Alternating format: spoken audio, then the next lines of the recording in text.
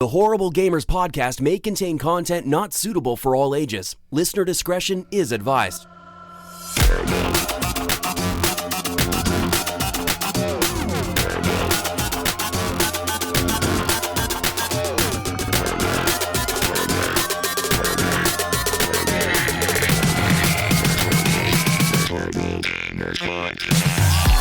Welcome, ladies and gentlemen, to Horrible Gamers Podcast, show number 295, being recorded on February the 15th, 2020. I'm one of your hosts, Jesus Gonzalez, known as Jesus Walks Out. Today, I'm joined by my friend from Little Ohio, the Mayo. Welcome back, Mayo. Hey, what's up? Hey, when do I get to get away from Little Ohio? When does it get to be like Big Ohio or never. You're just mediocre Ohio? Like I'll settle for that. It's gonna be Little Ohio forever now. Oh, you fucked up. And from the igloos up in the north, my friend Ryan Gibson, the Canadian. Welcome back, Ryan. What's going on, everybody? Another episode of Horrible Gamers. Let's do this. That's right. Welcome back, Ryan. It's good to have you here. It's nice to be here, man. Unfortunately, it's been a long time.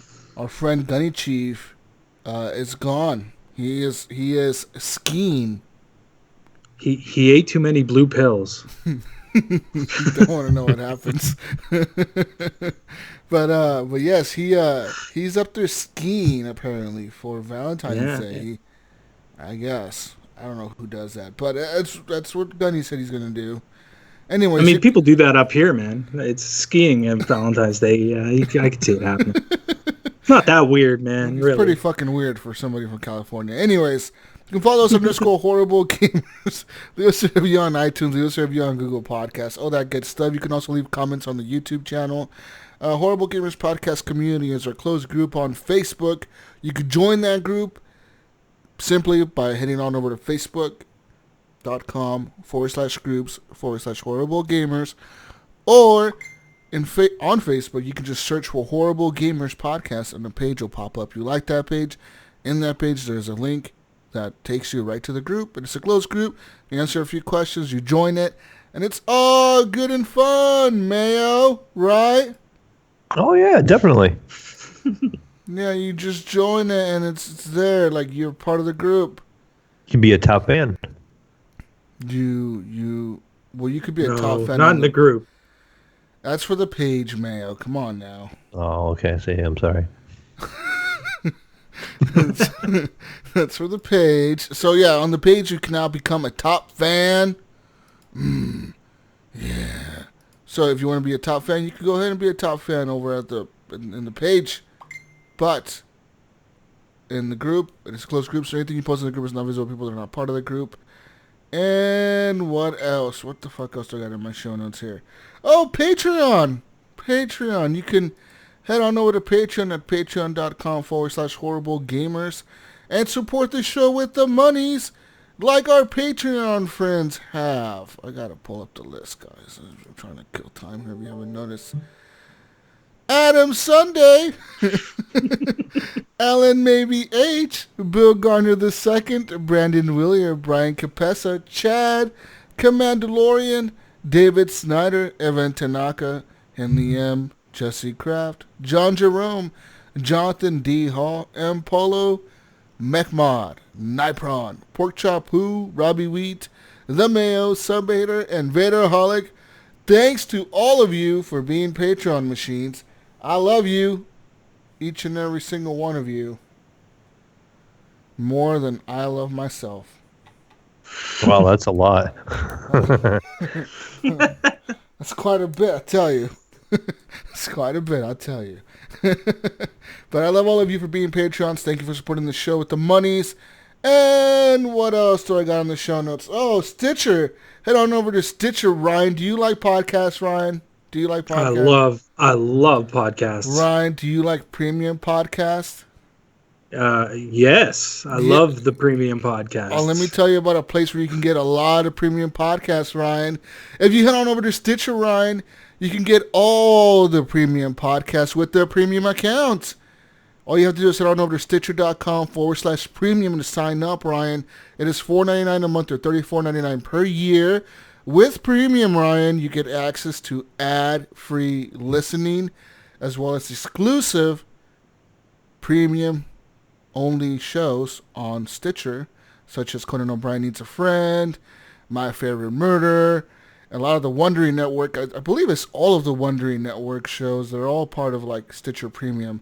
So there's that. Oh, wow. Yeah, so you get access to all of those and so much more.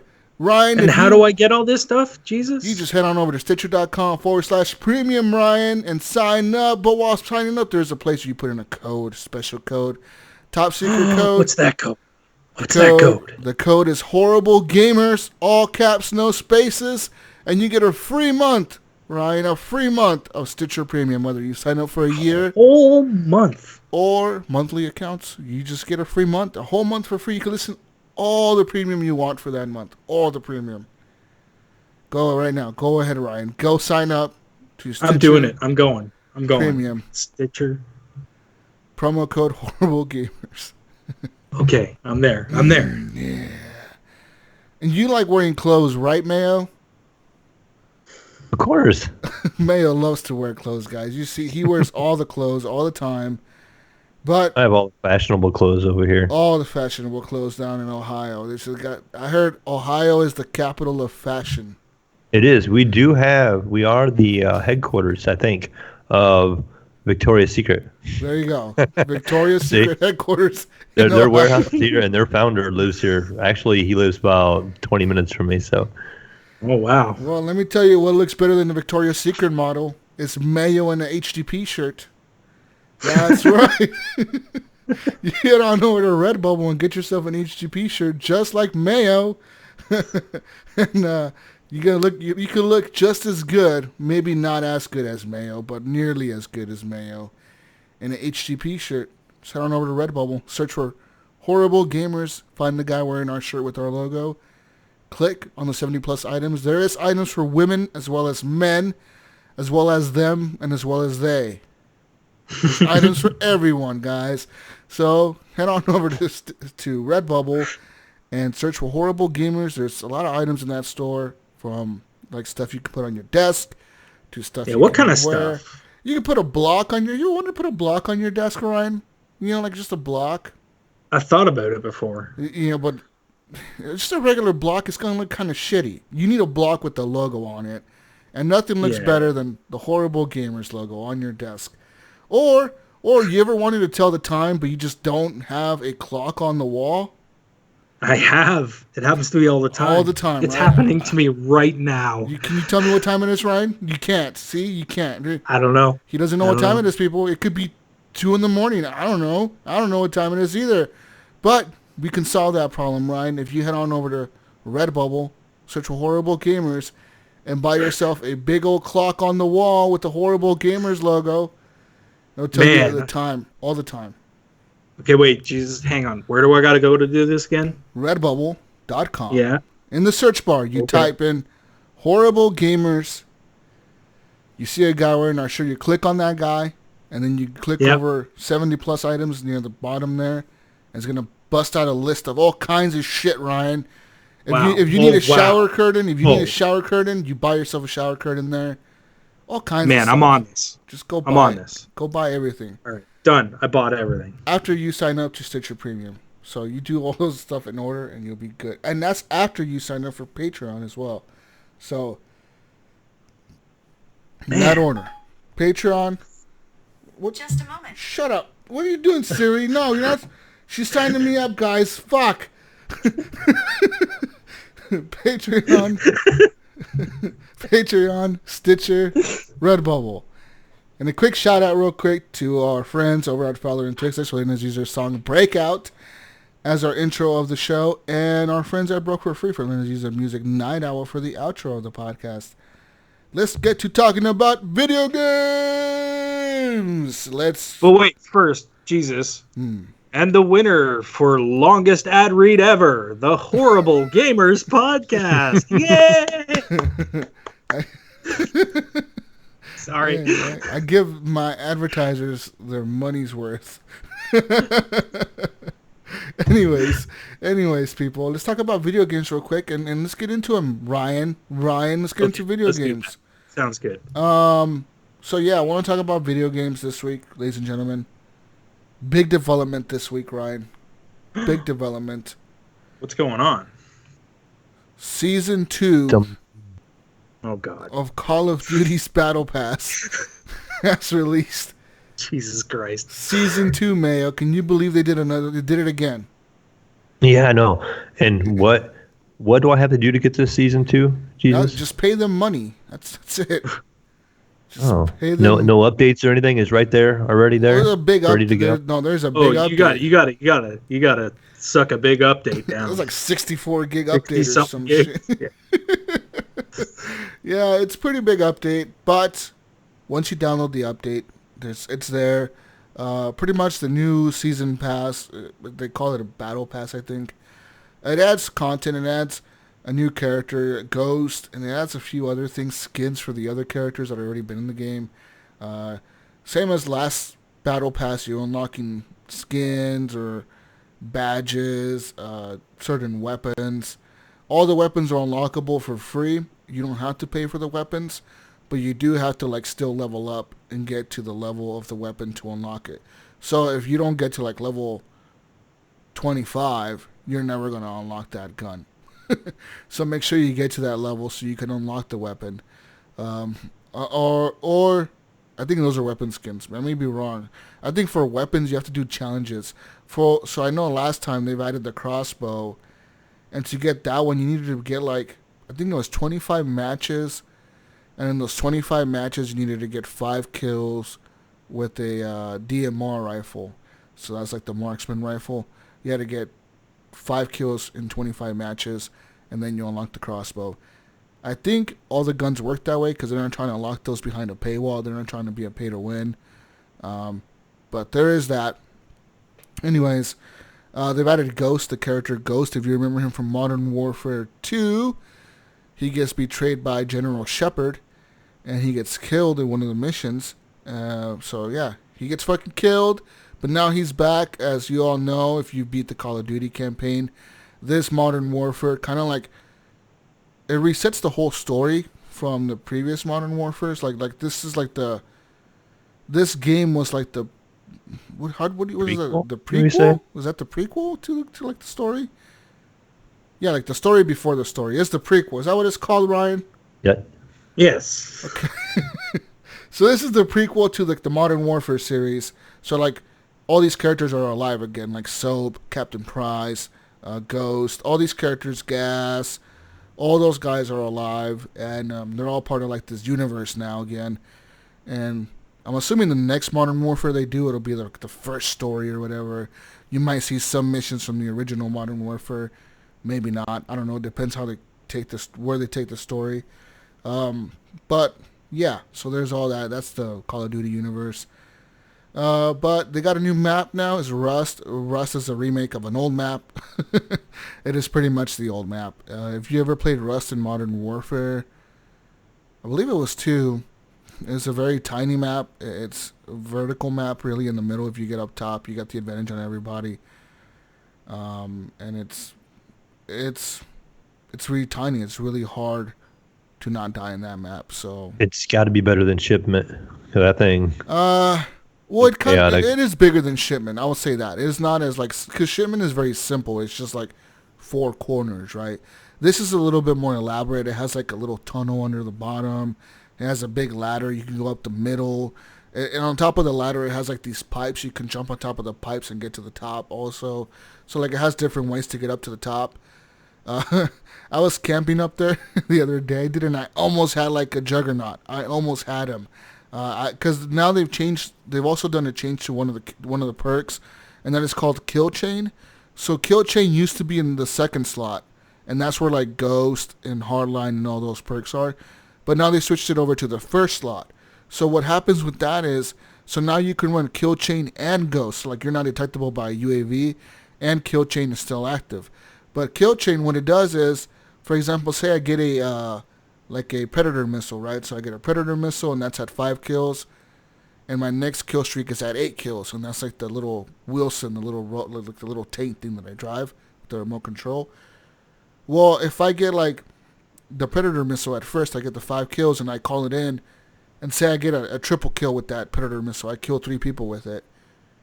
Those kills count towards my next kill streak, so automatically I would unlock the Wilson, and then I could call that in, and if depending on how many kills I get with that before people kill me, those count towards my next kill streak. So like technically you could unlock the maximum kill streak if you're able to like time things right and call things in and not get killed. Unfortunately, before I got like the last kill for like the Juggernaut, some dude knew I was up there like camping, and he ran up there while I was using my kill streak and fucking shot me. I'm like, you dick! No! I was so mad. I was so fucking mad. But it's a lot of fun. Call of Duty, guys. I had a good aim that night. That's all I can say. See, I have my no camping shirt on. I don't know if you can see it. Yeah, I can see that. Okay.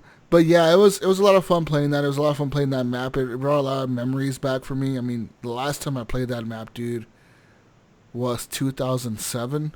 So it's been a long fucking time.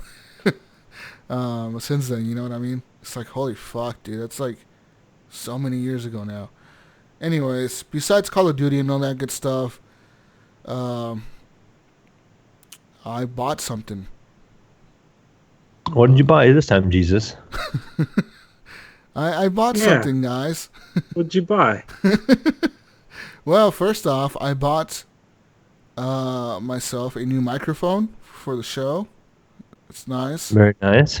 And then I Well, also... Patreon dollars are paying off. And then I also bought me a Oculus Rift S. Oh, really? Ooh. Oh, yeah. So here in the Mayo talk about his Oculus adventures every week. I'm like, you know what? I need to experience these adventures myself. I need to, all right? Like these adventures are happening without me. I got fear of missing out. And I bought a headset. So you're saying I have a friend in Jesus now. You do. You have a, yes. Anyway, so it was hard You to have a find. VR friend in Jesus. It was hard to find this headset, man. So it was Monday afternoon, Yeah. Monday morning, and I'm at work and shit during lunch break and during my breaks, and I'm just Googling everywhere, like find Oculus Quest or Oculus, not Quest, but I really wanted the Rift. I really wanted the Rift, you know, because I got a PC already.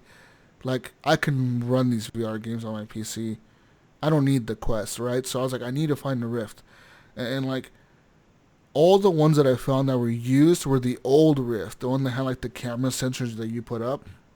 Yeah. And I was like, I don't want that. I want the Rift S, you know, because I don't want to deal with the sensors. So I found a few used ones, but everyone that had a used Rift S wanted like $500 for it, dude. 500 or like 300 and something. Like, fuck you, man. You know what I mean? Like, I'm not paying you $375 for your eye aids. Like that ain't happening, bro. You know what I mean? Yeah. So I ended up, I found them at Best Buy, and Best Buy had them for like What? Best Buy had them? You order them now for They have them up here. pickup. Like you order them now, but you they don't have them in store, but you can like pick them up in a few days or whatever. So I ended up ordering there for pickup today for Saturday, and last night I got an email while I was watching Sonic the movie, which is a great fucking movie, guys. Go watch Sonic. I'm being serious. I want to see it. Yeah. Like I've heard good things. it was so fucking cool. Like that movie was like, it's a cool video game ass movie. Like they did a really good job. Like I'm happy what they did with Sonic. But anyways, besides Sonic, I got an email. I was actually thinking about making that movie Olivia's first like movie theater experience, where we would go to like the treehouse thing and watch that movie. That's a cool movie though, man. Like it really is. Like, but the Oculus. So I picked it up last night. And even the guy at Best Buy, he was like, dude, he was like, I'm surprised you got one of these. I'm like, what do you mean? He was like, these things are fucking hard to find. He's like, everyone always coming in asking for them. People are pissed off that we don't have it in stock. I'm like, yeah, dude. He's like, these things have been flying off the shelves. He's like, we can't keep them in stock. Like, they just, as soon as we get any of them and put them on the shelf, they're fucking sold out, like, right away. I'm like, that's weird, you know? But is it, I don't know what it is. I don't know if it's like a... They're not making a lot of them. Like, I think it's a supply-demand thing. Is that what it is? Like people, they're just not making them? Or is it like people are really just really wanting them? I just wonder if they got hit with like it's a little of both. A little of both. And they probably didn't have enough reserve, you know, and then it was probably a bigger hit than they anticipated during the holidays, and then they sold the down. They didn't account for people after that coming in hard on it, and then Steam, you know, and they couldn't keep up. After they announced that Half-Life Alyx, right? Like that, I think that really also pitched it quite a bit. Yeah, and that's what Steam wants us to believe, that, you know, because of Half-Life Alyx, the VR sales have gone up. Yeah, that's true. They want us to believe that. But anyways, so dude, last time setting this thing up was kind of a bitch. I couldn't download the Oculus software. I couldn't install it. Fuck! I was up like at 1 a.m. trying to fucking figure this shit out. I finally I leave it all to like set it up by itself. I'm like, fuck it, just leave it going, and I pass out. And I woke up like at 3 a.m. and everything worked. It was like, hey, we're ready to go. Let's go, motherfucker. Let's go. And like at 3 a.m, I'm up here playing games and shit. You slept like an hour or two. Yeah, so like I just let my computer do whatever it needed to do, and I fucking passed out, and then it did it whatever it needed to do, and it worked. And I ended up like downloading a shitload of games, and I'm having quite a blast with it. And one of the things that I really do enjoy about the Oculus compared to the PSVR is how accurate and how incredibly accurate the hands are in the games. You know what I mean? Like wherever you put your hands, it is super accurate, and it's insane to me how accurate it is. Because on PSVR, I have some of the issues sometimes where like the camera, because on the PSVR, I don't know how they do it. I think it's different. The camera has to sense your hands or the wands or whatever. And I'm assuming it's the same on Oculus, but it's just the Oculus has more cameras. I don't know, it has cameras looking down and shit and looking around. So I'm assuming they're able to look at your hands. But it's just so much more accurate on the Oculus, man. Like, you know, and then they're able to track, like, you're able to grip things because it has the grip button, and you're able to pull the triggers. It has the trigger buttons. And your thumbs, it tracks the way your thumbs move. And it's just, I don't know, there must be like a sensor in those rings, right? Like in those rings, there must be like a camera sensor or something. Because it just tracks. Always funny. Yeah. When I show it to people, when people come over and try it for the first time at my house, that's the first thing they do. They're like moving their thumbs around. They're like, my thumbs move, you know? And I'm like, yeah. And I said, your fingers move too, if you move your fingers around. And then I try to introduce them to how the controls work on the Oculus. Yeah. So I know you've gotten to experience this. So the first thing I do with people is I do just a regular video, like a little movie, where they can just look around and be like, depending on the skill level of the person. Then after that, I give them the one I was talking to you about earlier, the one with the first steps, I think it's called, with the little Wall-E looking robot, and that kind of teaches you like picking things up and interacting with the objects and stuff like that. So I always kind of gear toward pushing people that way to try that. I think it's called First Contact or First Steps or something like that. Fuck all that. I got my VR legs, motherfucker. I went straight to games. Well, I knew you had your VR legs, but that's where I tend to, like, newer people, I'll send them on that. And then after that, we'll go to some kind of game. Usually Beat Saber is the third thing. So that was the first game I tried, is actually Beat Saber. And it is harder to play Beat Saber on the Oculus than it is on the PSVR. Oh, really? I don't know why. It just is harder.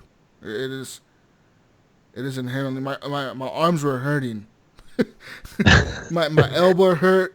My arms were hurting. I was like, I'm too old for this. I can't play this. Jesus, put the fucking things away. Turn off this fucking game, Jesus. You're gonna hurt yourself. Well, you just wait until you play Pistol Whip, because that game. Oh my gosh! But yeah, besides Beat Saber, Mayo, I was trying to figure out how to download like the other music, and I'll have to figure that out. I don't have to mod it or whatever the fuck. Yeah, I'll walk you through it. But whatever. Anyways, besides all that good shit, I ended up downloading a few other games, quite a bit of other games. And I've tried 2 different shooters. I've tried Pavlov and I've tried Onward. They're both very similar shooters. Very like tactical fucking 4 versus 4 type fucking gameplay. You know what I mean? Like, and dude, like, Firewall Zero Hour on the PSVR is fucking cool as shit. But this shit is another fucking level of immersion. It's technical too. It is in depth. Like this shit, it is nuts. Like Pavlov, dude. Like the craziest part for me is like to talk to people.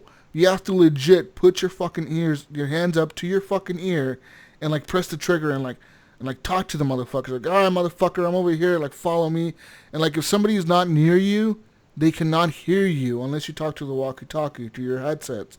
Also, like reloading. You know, in Firewall Zero Hour, you kind of like press the square button, the dude reloads. It's kind of like pretty simple. And this shit is like you gotta fucking drop the magazine with B. And then sometimes some guns, the magazine doesn't automatically eject. You gotta like put your other hand up to the magazine and pull it out. Like grip it and pull it out. And then reach to your side, grab the other one, make sure it has fucking ammunition in it, put it in, and then you gotta cock the fucking gun back. like it's too long to reload. Fuck! I'm getting shot at. It is wild. And also the grenade. I fucking fucked up. I fuck up the grenade throws all the time. Like I grab the grenade, I pull the pin, and then like, you know, I'm trying to cook it, so like I press the trigger, so like the dude lets go of the little thing, and it's cooking the grenade. But I always miscount. I'm like 1, 2, 3, 4, 5. It's like boom. I'm like, oh shit, I blew myself up. So yeah, it's kind of shitty. Like yeah, I always do that, but they're very immersive games. Like it is crazy to me how hard it is to aim in Pavlov VR. Like I was trying to aim with the sniper rifle with the scope on it, and like, dude, it's so hard to keep the gun steady. Like, and like I can't aim. I cannot like. This fucking thing, I cannot keep it steady, you know what I mean? So I don't know what I gotta do. I gotta just, I guess, play them and figure out those games. Another game that I played was, of course, Super Hot. Super Hot, it's different. I like Super Hot. It's different from like the 2D version to the VR version. Like the missions are different. I don't remember. Oh, really? I've never played the 2D version. I have, different. And so I played the 2D version on the Xbox a while back, but like all the missions that I'm doing in the VR version itself are completely different from the 2D version. They're 2 different games. Yeah, they're not the same at all. I'm like, I am legitimately surprised how different it is. It's like completely different. Like the levels are just completely fucking different. The level design is different. The way that guys are coming at you, like everything's just different. Like I'm like, this is kind of wild how different. It's like Ryan is right. It's 2 different games. So like, if you're like me and you thought you played Super Hot because you played the 2D version, and you got a VR headset, go play the VR version because it is like a new game. You know, it still does all that shit like super hot. That does all that crap, but it's like a completely different fucking game. It's kind of wild. I love playing this game after a couple rounds of Beat Saber. So it's like you go from the fast moving and then to the slow. Yeah, it's like that little extra. You don't realize how fast you're moving until you see the bullets catch up and hit you. Like you think you're moving really slow, and it's like the fucking bullets like traveling like really fast. You're like, God damn it, I'm not moving that fast. What the fuck? You're trying to dodge the bullets, and like the bullets like moving really fucking fast through the air. You're like, what the fuck? Have you gotten to the shotgun yet? Oh no, man! I'm on this part right now where like the 2 dudes are coming up behind me with swords, and the 2 guys are coming up in front of me with swords, and there's 2 ninja stars, and I gotta grab the ninja stars and like fuck them up. I don't know how. But anyways, besides all that, so that's what I've been playing. So as far as like, why did I get this? I know some of you are thinking like, why the fuck did you get this, Jesus? I wanted to experience like I said, whatever the fuck Mayo was experiencing. At the same time, I wanted to see like how different the PC VR is compared to like the console VR, and there is quite a difference. Like the quality of the games. I would say that PlayStation has good quality games. They have great games. Like example, Astrobot. Like that's like a PC quality type game almost. It is really like the game. There's no flaws in Astrobot. But like for example, like playing Pavlov compared to like Firewall. Like Pavlov is just so much more in depth. Playing for example Onward, like the different things in Onward, like in Onward to like fucking what is it, to like hack a terminal thing. Oh, you like to defuse the bomb type thing, yeah. You gotta like look at the code and memorize the code. It's like the code is 019525. And then you gotta memorize that fucking code, and you gotta like pull it back out on the tablet, and then go to the next screen on the tablet, and then it's like type in code. And it's like 01. Fuck, where was it again? You gotta go, and everyone's yelling at you like, "Hurry up, motherfucker! Put the code in." And you're like, "Oh fuck!" You're talking going back to the other code, and it's just a fucking bitch, you know. And it's so stressful, dude. But it's so much fun, and it's like a whole new level of shit. I like the how the Oculus and the Steam VR both have like a little house that you're in when like you're in like the lobby, like you're in the VR like home or whatever. There's like a house you're in. They're pretty cool, you know what I mean? Like that gives you like a sense of like you can walk around in these houses and like fuck around with things, pick things up, play ping pong or whatever. I've thought about like joining other people's houses, and that's specifically for PSVR. There's a thing called like join people's rooms, and like you can just legit go into like another person's room and like hang out with them. like it's kind of like that's a little bit weird. Yeah, like just like go in there and like, but these people have these rooms open, Ryan. Like today I saw one that said like Jim's rock paper scissor room, and I was like, what? And like another one said like something Super Mario 64 world or something like that. I was like, what the fuck? And I was like, should I join these people's rooms and like just go in there and fuck around with them? Like, hey, what's up, motherfucker? Like, I don't know. It's kind of weird, right? I agree with you. It's kind of weird, but like you can even open up. It even tells you like on Steam. It tells you like, do you want to like make a room and like set up a theme, and like invite people into your room, like have people come in here, and it's like you can like. This kind of reminds me of that sex game that John played on VGO. That's true. That's what it made me think of. But yeah, like this.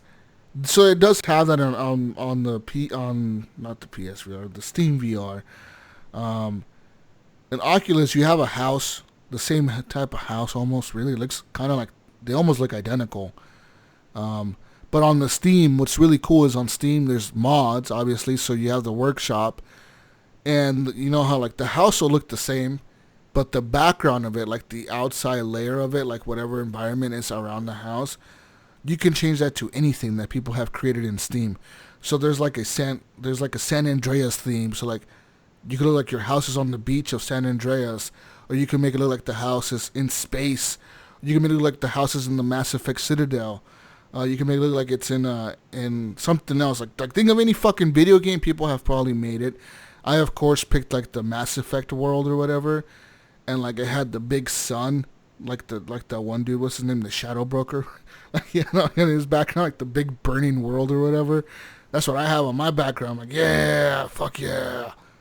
It's super interesting though, man. Like VR on the PC it's a different beast. There's so many more games that I can play here. And I kind of want to play them all. I think there's a wide variety. There is, man, because I want to play. Hey, did that military kayaking game ever come out? Which one? One where you kayak and you have to be all stealthy and shit, and people were like losing their shit about it at E3 one year. Stealth kayak or something like that. Yeah, I don't know. Some weird. I don't know VR if it ever game. came out. I don't think it ever did. What the hell was that game called? I remember exactly what you're talking about, though. Yeah, people were losing their mind over it or whatever. Yeah. But besides that, I've downloaded like one of the main games that I really want to play this week is going to be Asgard's Wrath, and that's supposed to be like a top-down built RPG for like the Oculus, like it's built for VR, and it's supposed to be like a really cool RPG, kind of like Skyrim. Skyrim meets God of War almost, because it's like all about Norse mythology or whatever. So it has like Loki and all those types of gods in the game that are helping you out, or you're helping them out, or some shit. And so like it's supposed to be like this crazy cool RPG. So I look forward to playing that, and it's exclusive to VR. Like you cannot play it anywhere else. And I also kind of want to play that The Walking Dead game, that Saints and Sinners game. I heard that's good. Yeah, I heard that's good. Like I hear that's really good too. Like people are saying, like if you want like a good Walking Dead, like survival, like zombie type game, get this shit. It's really cool. But both of those games are $40. Well, actually, no, I lie. I found a code for Saints and Sinners for like $22, so I might just pick that up. But yeah, I look forward to playing a lot more games. I look forward to the game that I really can't wait for, guys. Honestly, like the one that I really can't wait for is that Microsoft Flight Simulator. Oh man, when does that come out? I have no idea. It's supposed to be out this year, though. 2020 is what they keep saying. And you have a friend in the beta of it right now. I signed up for their beta today, or last night, actually. I signed up a while ago, I think. Yeah, I haven't seen anything. And like they ask you in the beta, do you have a VR? Do you have what kind of PC do you have? They even make you run like a diagnostic on your PC. Yeah, he had an advantage too. Is he's actually a pilot? He's got a pilot's license. Yeah, and they ask you that. They ask you in the fucking sign up, like, are you a pilot? Do you have a license? Do you fly commercially or whatever? And all this shit. So, we'll see. Really? Yeah. I mean, like, I grew up. My dad flew planes. Mm-hmm. So like small planes, Cessna 150 and a Cub and a couple other planes, but like little 2-seaters. You know what I mean? Mm-hmm. Yeah, and I've always had a love of flying. That's why I'm really excited about this flight sim game. It looks cool. So I kind of know how to fly a plane, but I don't have my license. You know what I mean? Mm-hmm. It's more of like my dad taught me to fly a plane because I needed to know if anything ever happened to him, right? Mm-hmm. So. Yeah. So, but everything I've been hearing from like the beta testers, I was looking at some of the screenshots they had up of like what the beta testers took. And those screenshots were a fucking beta. I'm like, holy shit, that looks incredible for a beta, dude. Like, it does. Wow, like what the fuck? Like people are just flying all kinds of different planes. They got little jets, big fucking huge fucking jetliners. So it looks like a cool ass fucking game, and it's gonna have VR support. They already said, so that's gonna be probably really fucking incredible in VR. You know what I mean? But besides all that, Mayo, we need to get together and play some Pavlov or something, dude. Yeah, definitely. There's a zombie mode now in Pavlov that they've introduced. Yeah, I saw that in the patch notes. It was like zombie mode added by players or something. Like players made it. So yeah, we definitely have to get together. Yeah, we need to play some of that. Check some other experiences out. Cause VR chat is really popular. Like, what the fuck is VR chat? I don't know. I don't have it. You just go and talk to people in VR? Is that what it is? I think so, yeah. I've heard people talk about it. That's like the number one game on the Steam VR. Like, because on the Steam VR, you look over to the right, and they have a wall, and on the wall it says like, these are the most popular games based on the categories that we chose, and like one of the categories is multiplayer, and VR chat is like number one in multiplayer, and then there's Pavlov, and then there's a bunch of other games. And there's like the other one's like single player, and it shows like, for example, it'll show like fucking Super Hot or something, and it'll show like other games on that list. And the third list is like free to play or experiences or whatever, and then it'll show like free to play like movies or apps or whatever the fuck, and it shows those. But like every time I look at the multiplayer one, VR chat or whatever, it's number one on the list. I'm like, what the fuck is this shit? I don't know. Just some not insiders tips, but just some tips from having it for quite a while myself. Mm-hmm. On Steam itself, so when you go, it has the search bar on the left side. Yeah. Right to the right of the search bar, there's like a line with like a circle on it, and then a line with the circle going the other way. If you click on that, you can actually select VR, and it only pulls up your Steam VR titles. Oh, I didn't know that. guess. That's the first thing I figured you out don't- last night. Okay, yes, you don't have to guess what you own, but also if you go to the store, you can do VR only. Oh, So I need to do that. That's the one I need to figure out. So all you have to do is go to games, and then literally it's just under virtual reality. Click on that. It'll give you the list of all the games that are VR on sale. It'll give you the up and coming stuff. It will give you just a nice little rundown, just like the regular Steam store, except for everything there's VR. If you look at that list, if you get on there, there's some interesting titles for you for Valentine's Day in there. Oh yeah. Mm-hmm. But I got a question real quick, Mayo. So, for example, Project Cars, I kept trying to play that fucking game and wouldn't work. Do I need to use a controller for that game? Yes, you might need to. Is that what it is? Okay, that's what it is. You can pair an Xbox controller with your Oculus. How? Okay, so when you go to your Oculus store, Oh, and settings or okay, I got it. it's under devices. Yeah, So you go to devices and you hit add, and it will show a controller, and you just hit a button on your controller and it connects it.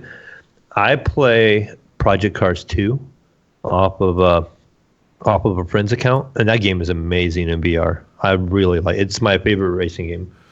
They got Minecraft VR. I'm downloading this Yes, right yeah, now. the Minecraft VR. I played that some. Jesus, play Minecraft. Oh wow! We can build a house together, Jesus. We can do a VR house together. Wow, look at me! Build the HGP universe. Whoa. Oh man, but yeah, I'm excited, man. Like this opens up a whole new world for gaming for me. As far as my PSVR now, am I gonna still use that? Yes, most likely I will still keep it. Because Well, if it's there gonna is, move to PS5, then why not? yeah, and it's gonna have like exclusives on there. Like that's the thing I don't like is that there's a lot of exclusives. What I do like about the Oculus is that it works on both the Oculus and the Steam store. Whereas if you had only like the Valve Index, that shit doesn't. I don't know. Does that shit work with the Oculus software? I don't think it does. Not natively. There is a workworkaround that you have to do, I guess. Yeah. Oh, that sounds. See, like that. Fuck all that. I like to, on the Oculus store, I don't know if you've gotten this far yet. So on your dashboard, you have a thing to be able to view your monitors on your PC while you're in VR. So like if you run multiple monitors, and this helps you with your streaming and stuff. And that's kind of what I worked on this week was streaming in VR. So you can pull up OBS and you can actually interact with your screens with your VR controllers. So you can click on stuff and it activates it. It starts recording, and you literally, like when you go do your title, a virtual reality keyboard pops up in front of you, and you can sit there and type the title and everything, and you hit go live and all that. So it's kind of nice how it's all built in. That's how I was. That's how I was launching all my games through Steam. Fuck Steam VR. I was using the monitor. Yeah, I just use Steam VR, but then they actually kind of start populating into the Oculus store as you use them. Oculus is like recently played, and it shows your Steam games that you recently played in the Oculus store, and you can just launch them right out of there. It's really smart, and it works. What I like is that the Oculus Rift S, which I didn't know, it has no fucking cameras. It's just you literally. No, it has inside-out tracking. Yeah, you just plug it in and it fucking works. It's fucking nuts. Yeah, and it's one cable, one right? cord it's one cable with a display port and a USB 3.0. Yeah, and that's all you have. Fucking works. Long It's just like boom, boom, dude. Like you're set up, motherfucker. Go start playing, whatever. The thing I like about the Quest though is that you can go cable free. Yeah, you know what I mean? Cool. Like you can just no cable. I did hear now. I was listening to podcasts. Actually, I think it was something on VGO. They were talking. One of the guests was on there. He had an Oculus, and he said he was talking like if you're outside and it's really sunny, it has a hard time tracking. Wow. So I don't even mean walking. Like I don't want to go outside with it. I'm just saying having no cord that where you can, you don't have to worry about anything. Ryan doesn't want his kid running around tripping on his fucking cord. Is what he's saying. I also like not have to worry about batteries and charging it and stuff like that. Yeah, I mean, if you're hooked up to the PC, it still uses a cable, right? Which I assume charges it at the same time. I would assume. Anyway. I don't know. I don't know. But yeah. Yeah. Oculus talk. Woo! Woo! Boo. VR, Boo. VR.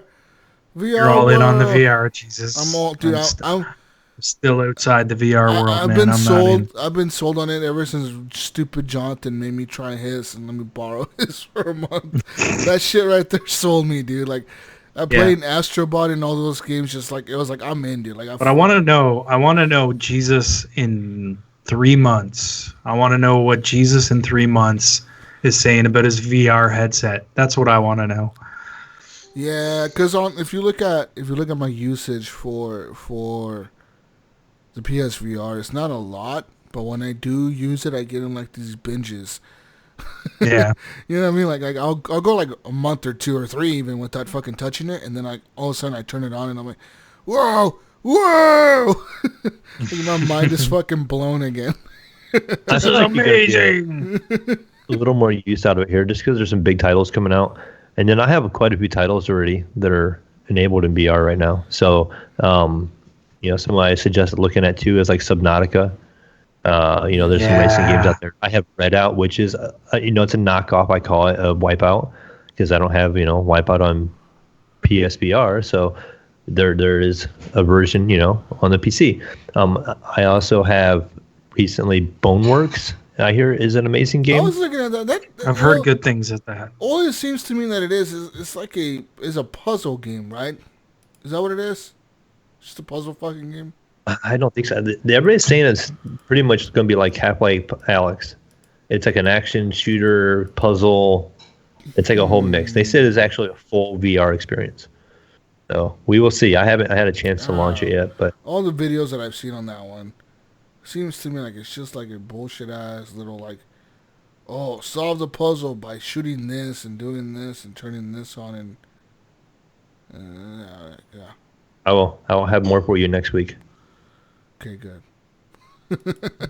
Try that Walking Dead game though, Jesus. I've I heard think I'll good really things. like it. Yeah, I think I'll. And I don't think it has like anything to do with like the storyline or anything. Like it's not. If you weren't into Walking Dead, it wouldn't matter because it's like not really survival like game or whatever.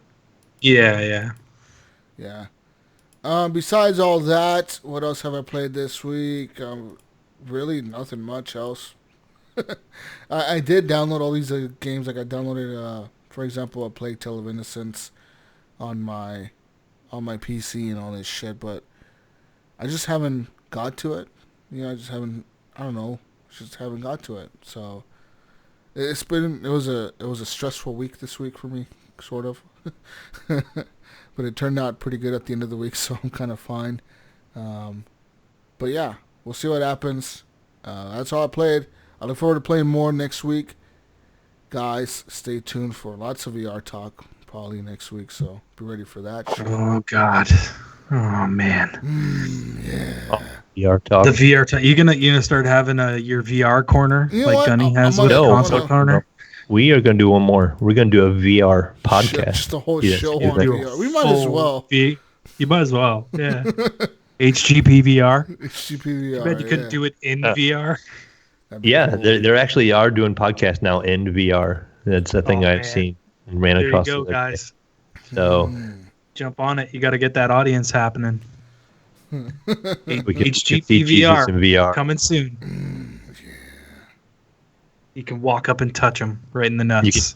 You can see Gunny in his Australian hat and his Jeep. With no shirt on.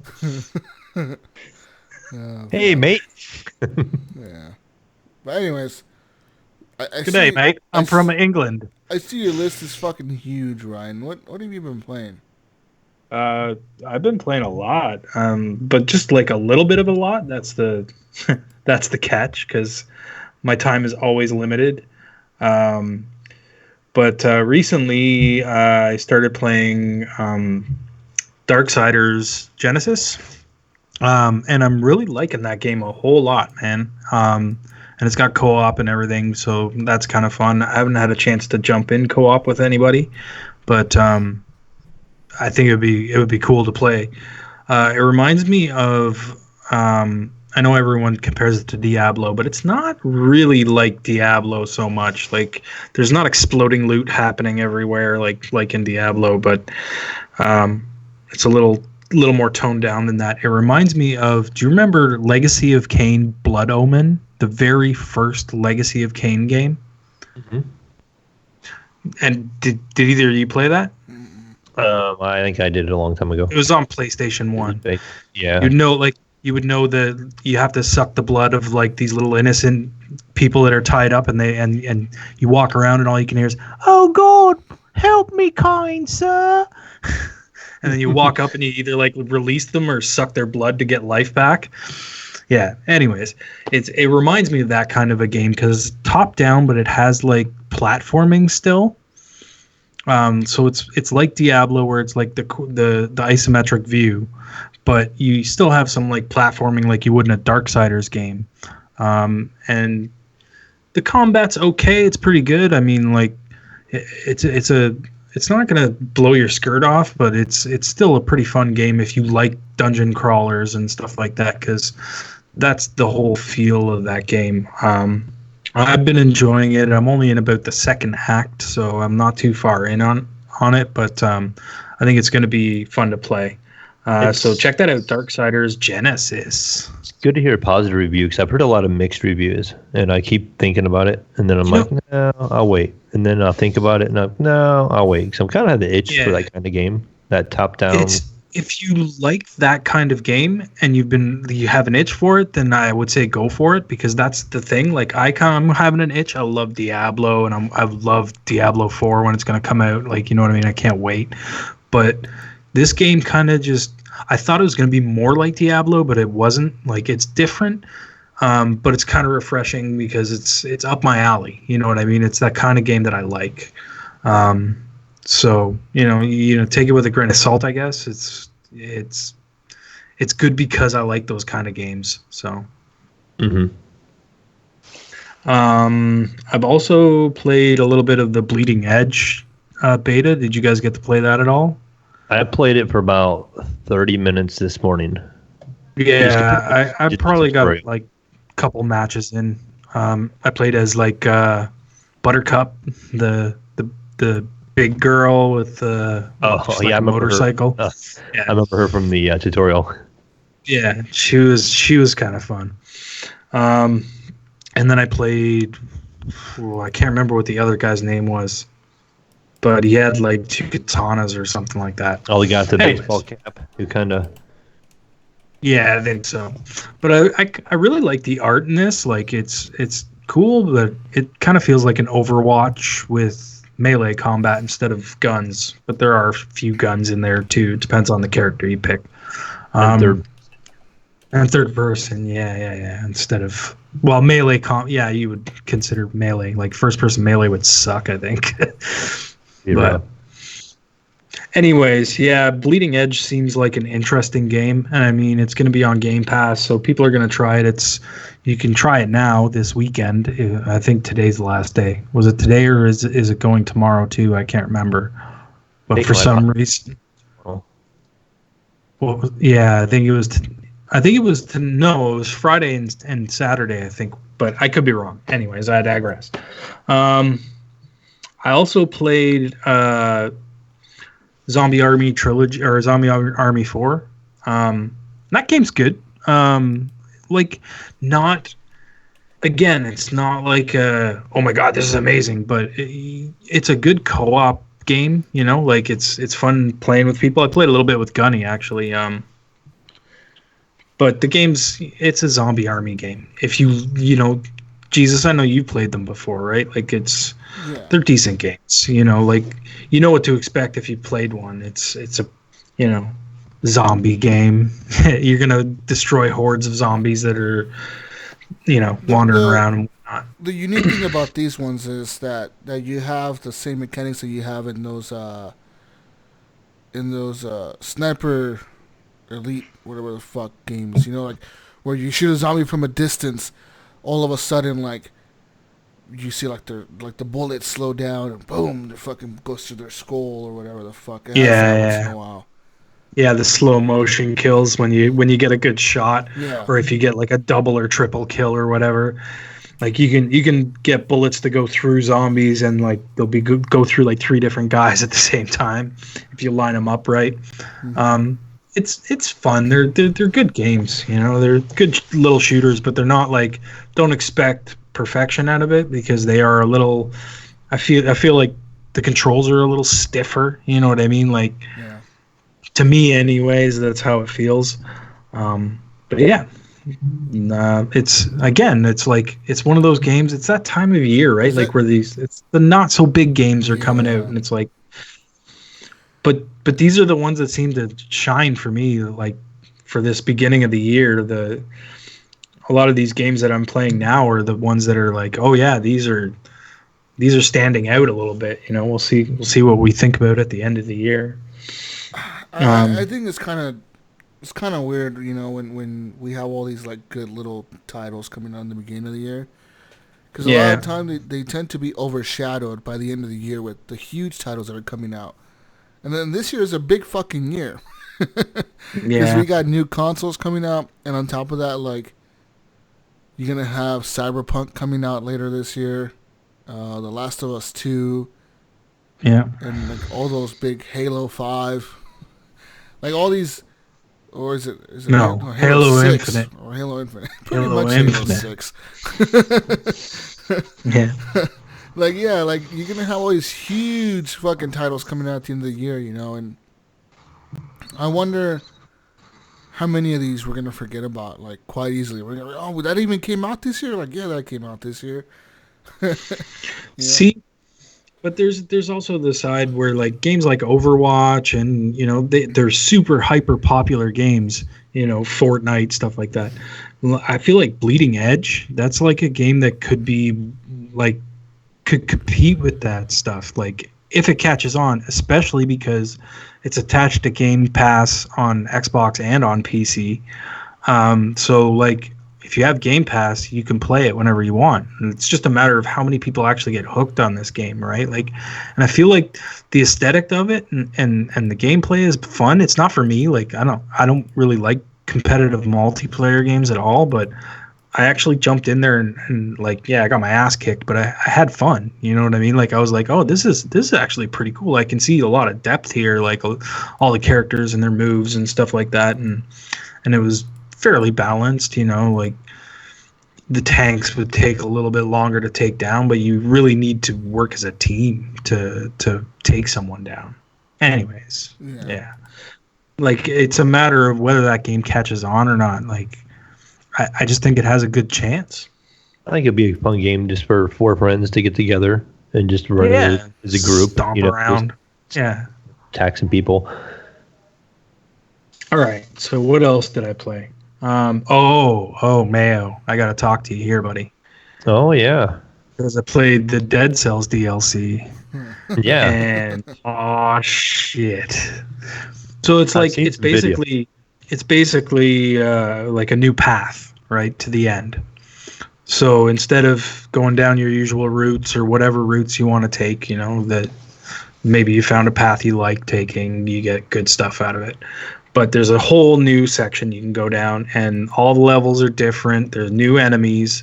I haven't gone very far. I made it to the second area of the DLC, and Olivia woke up, so I was like, damn, it's actually paused over there, waiting for me to come back to it. So yeah, but I love it unlocks in though, right? It's not like a completely new area, or is it? What do you mean? No, you have to find this. Yeah, you start off in the first level, right?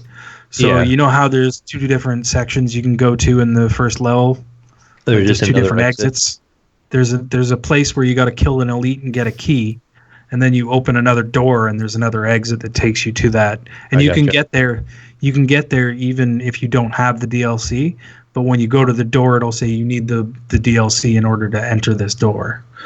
I remember running into a problem just to run real quick. Remember the one with the giant? It's like I can't remember what it was called now. It was in the first level. There's a big hole in the wall, and you would go in there. Oh yeah. In the lava pit. You know, Yeah, and you had to like pop your head off, and you could shoot it across, and you could unlock the doors so you could get across, and you would get this key, and you had to take it all the way to the one level to get to the new areas. I remember doing all that when it first came out. Well, then the next update came out, and I went to go back and do that level, and it wouldn't let me play it. It said I needed the DLC. I'm like, but I have the DLC, and I could not pick it up for the longest time. One day I was browsing through my Steam, and I had to install that DLC again separately. Like the game was all installed. Maybe an update wiped it or something. Yeah. Yeah, it was really bizarre, but that's weird. That just kind of reminds me of something like they did like that. So there's gonna be like another exit on that first level now. I see some of the weapons. They look I feel amazing. like the levels have gotten way bigger. And there's like the first time I made it in there, I got pretty far, and but I stupidly opened a cursed chest, and I was like, I can do this. It's no problem. But like this enemy popped up that I'd never seen before. Like I'm like, oh, I don't even know what this enemy's gonna do, and all of a sudden he threw something at me, and I just missed dodging in time, and I died. I was like, oh, you gotta be kidding me. Because for anyone that doesn't know, if you open one of those cursed chests, you have to kill so many enemies before you get hit. If you get hit, one hit, you're dead. It's over. But if you make it out and you kill all the enemies, then you go back to normal. And it depends. Sometimes you'll open the chest and it'll be like, oh, you only got to kill like 10 enemies. It's cool. Don't worry about it. And sometimes it's like, nah, man, you got to kill like 30 or 50 enemies. Yeah. Have fun with that shit. Like the gold doors too. Did you know you can break those down and you get cursed? Yes. You don't have to pay to open them. You can just attack them. And Yeah. you can also do the same thing right now. I don't know if you know. When when you finish a level, when you have your cells and you have to spend them, you can actually just break down the door and just continue on and stockpile those. You know what I was really pissed off about, and I didn't know about for the longest time, was that guy in the beginning. If you don't go and talk to him before you go into the next level, any blueprints you found don't show up. Right, yeah, you lose the blueprint. You keep carrying it, actually. Yeah, so if you talk to him the next time. Yeah. Yeah, you don't. That happened to me one time before. I didn't turn them in. I was like, I got this blueprint before. What the heck is going on? And like, then I finally clued in. I'm like, oh, you got to talk to that dude. And then at least they show up in the list. And then you're like, all right, done. But yeah, because I was always saving my souls until I got to the end where I could add more to like my chance to get better weapons and stuff. Yeah, I got to the point where I could do a full run on normal, all the way to the last boss and beat it in one run, and I wouldn't spend a single cell. Have you seen where, like, later on where you can go back and talk to the one guy and it'll increase your chances of getting a plus item, and you got to put like 500 cells into it? That's what I've done. Yeah, no, that's what I'm talking about. I keep getting to that guy. Yes. So after you do your 500, when you beat it and you beat it on 1 BC, it opens up another level and you can put points in it there. But you have to do it in the 1 BC mode. If you go back to the regular Dead Cells mode, you're locked out of it and you can't put points in it. But if you go to the 1 BC mode and play it, it has another bar for the plus items, and you got to put 3,000. I think it's either 3,000 or 5,000 cells in that to max it out. And I'm part of the way into that right now. I'm at 90% on that one. I think I maxed that one out also. Or maybe it's really close. But so I have like 90% of plus items. And I'm still, last time I played, I was still in BC3 is where I'm sitting. So. Yeah, that game's so good. I mean, if you haven't played that game, it's on Game Pass too, isn't it? Yes, it is on Game Pass. Yeah, I did start playing it on the Xbox the other day. Just because I wanted to play through it and only unlock the items that I preferred. That way the rotation of them would be a smaller pool. So as you know, the first time I played it, I unlocked everything. I probably have 90% of the items unlocked before this DLC. And so when I go to a shop, it's a crapshoot of what I get. But if you actually unlock the stuff you only want to use, and it'll actually give you almost this way you can do a build that you want every time. Yeah. So there's an advantage to actually only unlocking certain weapons and knowing which weapons you like to use. Yeah. Yeah, the game's fun, man. Like, check it out if you haven't. But yeah, I could go on about Dead Cells forever, but I don't want to bore anyone. Like, And this is a paid DLC, correct? 'Cause if I remember seeing that. yes. Yeah. Yeah, this is the first time they've charged for their DLC, and I think that's a smart move because this game came out. Game's and they been sold out for a it long time. Yeah. whatever. And then they made 3 or 4 different DLCs, and they never charged. Yeah. And a lot of people have been. I was in their Discord forever, and they were talking to the developers, and we were all saying, like, we're willing to pay for this DLC. Like, you guys should like charge for it. We appreciate it. You guys are putting a lot of time into this game. But people were saying that they're willing to pay for this DLC, and I'm glad that they actually kind of are charging to get some money back. Get a little money back from it. Yeah, they've been. Because it went on sale DLC. a lot too, and now that they're on Game Pass, I'm sure they're getting a lot of people in. That's where the DLC needs to come in because you're giving the game away free now. So the developer needs to continue, and they keep working on it. That's the thing, right? Like, it's not like they just gave up on it and left it. It's being worked on, and it's changed, and it's gone through a lot of different stuff. Like, I came back to it, and I hadn't played it in a long time, and I was like, oh wow, there's a lot of new things here. And then I went into that DLC, and I'm like, oh god, there's new enemies. This looks different. This, it was really cool. But yeah, so now on to a not so great game that I played. The only reason I bought it was because it was on sale, and it reminds me of a game I used to love when I was like a teenager. I used to play it with my buddy. My buddy would I would use the keyboard, and my buddy would use the mouse, and you could like fly the plane together or fly the ship together. But it's Forsaken Remastered. The game I used to play is called Descent. I don't know if you remember that game or not, but it's like a really old, like 360-degree ship combat game where you're going through like tunnels and stuff like that in a ship and like fighting other ships and enemies. But like, it was a single player thing, but it was a lot of fun. I really enjoyed that game so I picked this one up to just see if it was any good. And it's not good, guys. It's not good at all, but good. Yeah, not quite as good as I remember it, I guess. It's the same sort of game though, like similar, just looks shitty because it's an old game and they didn't really do much to remaster it. It kind of just looks crappy. But anyways, yeah, that's another game that I played. And then the last game would be Journey to the Savage Planet. And I feel like you need to play this, Jesus. Like, this game's pretty good. You think so? You think, like, I've been looking at it, and I've thought about buying it. Is it a Jesus game? I know you like No Man's Sky and, like, discovering animals and stuff like that, and this has all that shit in it. Like, it's, like, not the space travel. Well, you're on a planet. There's space travel, I guess, but okay. you don't in-game because you're just on the one planet, right? So you never leave that planet?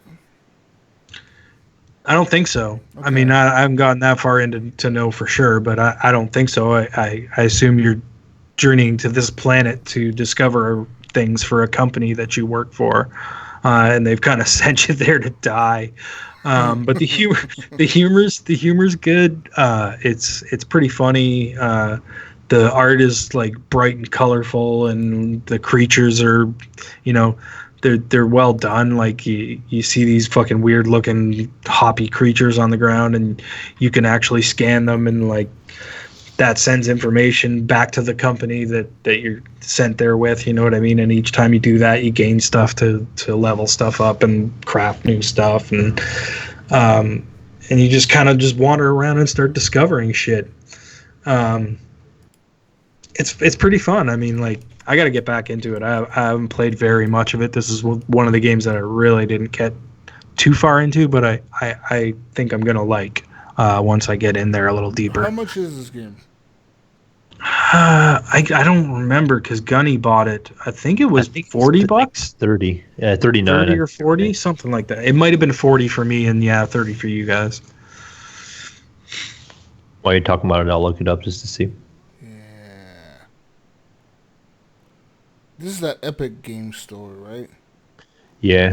Yeah, I think so. Epic Game Store. But other than that, guys, that's all I've been playing. Nice. What about you, Mayo? I just played a lot of like one game in particular. I played all the way through A Plague's Tale: Innocence.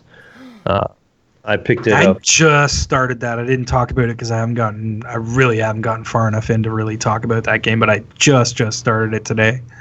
It really grabbed me. I just really enjoyed it, and so I talked about it last week on the show just a little bit. I finished Sundered, and I was really enjoying that game, and that was kind of like my Dead Cells. Man, I love that game. And I did make a mistake, Ryan. I played Sundered, and then I was talking to Ghost Nico, and I was showing him some stuff on Sundered, and I closed it, and I went and played a round of Dead Cells for Ghost Nico, and I trying to play the two back to back. Just the reflex mechanics and the way stuff works is completely different. And I kept trying to do stuff that I would do in Sundered on Dead Cells, and it wasn't working, and I kept getting hit with places I wouldn't normally get hit. And I'm like, Ghost Nico, I'm not this bad, I promise. I would get hit. I'm like, I can normally go 3 or 4 times on normal difficulty without even getting hit. Like, Sure, Mayo. And he was like, wow, you actually know this game pretty well. I'm like, yeah, I played this game. I have 200 hours in this game. I played the shit out of it. And I made it all the way to the last boss, but I died against the last boss. And I felt bad. I was I can't believe I haven't died against that last boss in probably the last 30 times I've gotten to him. I usually have no problem. But I just was rusty. I haven't played it in a while. But, I did play some Sundered. And then I went to Plague's Tale because I just felt like I wanted to beat another game and just kind of go through another game and just kind of see what grabbed me. So I started playing that, and at first I was blown away by the graphics, how good this game looked, and just kind of the storytelling was kind of neat so far, and I was kind of really intrigued. Because I gotta say it looks like shit on the Xbox. Really? Yes. Good. Looks like a PS2 game to me. Wow, that bad, huh? Yeah. I was actually surprised when I was playing it earlier. I was like, okay, it looks, I shouldn't say that. It doesn't look like a PS2 game. It looks decent, but I was just like, this looks a little, underwhelming. No, is this on the X or was this on the regular X? Yeah, it was on the X. Wow. Yeah. If you get a chance just to compare the two, look at my stream. I think you know my stream info, right, for Twitch? Yeah.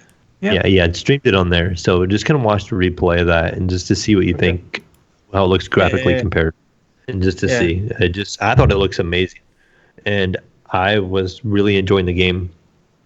On Sunday night after I woke up, I was messing around a couple of different games. I'm like, I'm gonna play through this, and I played all the way to chapter 12 in one sitting. And it was about 3 o'clock in the morning. And I'm like, I better go to bed. I have to get up in the morning and run some errands anyways. So I went to bed and I woke up in the morning and ran my errands. And that's the first thing I did. I went back to the computer and I played it just for a little bit. I'm like, I got some other stuff to do. I'll come back to it tonight. So once the evening came around, the wife and kids were on bed, I sat down at the computer. And I'm like, I'm going to stream the rest of this. I haven't been messing around with my stream in a while. So I've been enjoying the game so much. I want to stream the rest of it and try to play through it. And I had a couple people join me. Nipron joined me, and Nico joined me, and I'm trying to remember who else was in there. But I think ANCAP Gamer was in there and stuff. But we were kind of going through it, and Nipron was loving the game. He was loving the story, and he was talking about how intense things were. So I continued to play it that night, and I played from chapter 13 to 17 all in one sitting and finished the game and rolled the credits. And I was pretty happy with it. Like the way the story goes and the outcome is, it kind of leaves it open for a sequel. So hopefully they, maybe we'll do something.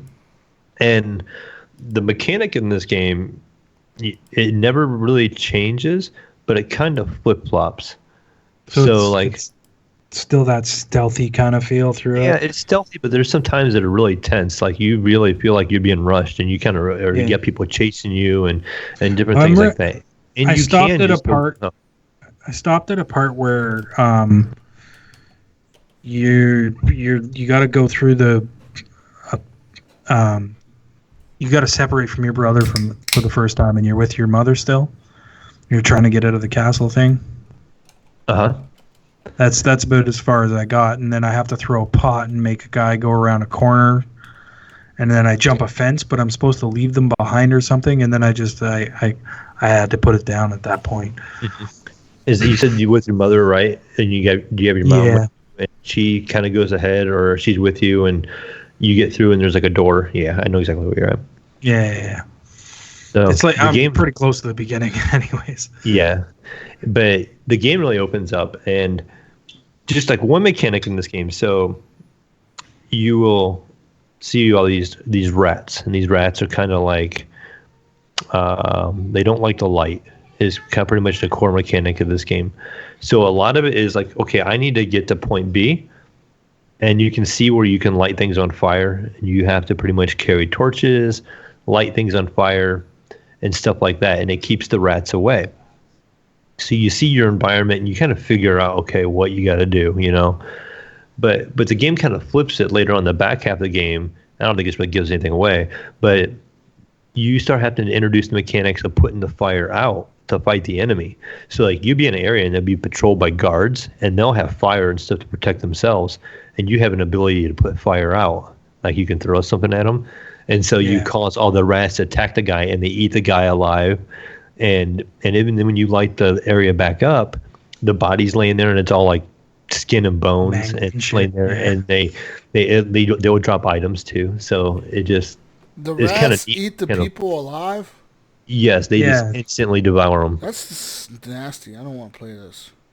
It is actually kind of a gory game. Like even I found, like this game is really gory. Listen, when I was a kid, I watched a movie with big giant rats that were eating people, and I'm traumatized. And these ones have red little beady eyes, and the rats have big beady eyes, big red eyes, and they were big rats. These rats were like 3 feet rats. They were eating. Jesus, people. is it like the one that's right behind you right now? I've seen those rats. The rats like New York City rats. That's the type of rats I'm talking about. Like big old motherfuckers that'll like eat your cat if they piss it off. The motherfucker that'll eat your cat instead of your cat eating it. The crazy thing in this game is when you have a light, they're like a foot on each side of you, and they're making all this noise, and they're like jumping around. The game has them like jumping around, and you're like, and some of them will you gotta play this, Jesus, and stream it. No, and some of them will get closer to you. But if just 1 or 2 of them actually touches your leg, the whole like swarm comes in and will grab you and kill you. You're just like, and even though you're kind of still in the light, if you got close enough to that edge, they will consume you. They just grab you and just. You ever seen those videos of like the farms? Like I remember one time, I think it happened in Australia, where like the farmers were having like a plague of rats, and they were literally like that. Like there were just thousands and thousands of them, like on the field, in the barns, and like they would like kick over a piece of like wood or something, like plywood. They would like kick it over, and there would be like 1,000 rats underneath them. They were just fucking scattered, and it's like, oh, dude. How are you even living there, motherfucker? Burn your barn down, your farm. Burn everything down. Burn it all. It was nasty, man. How the fuck you even do that?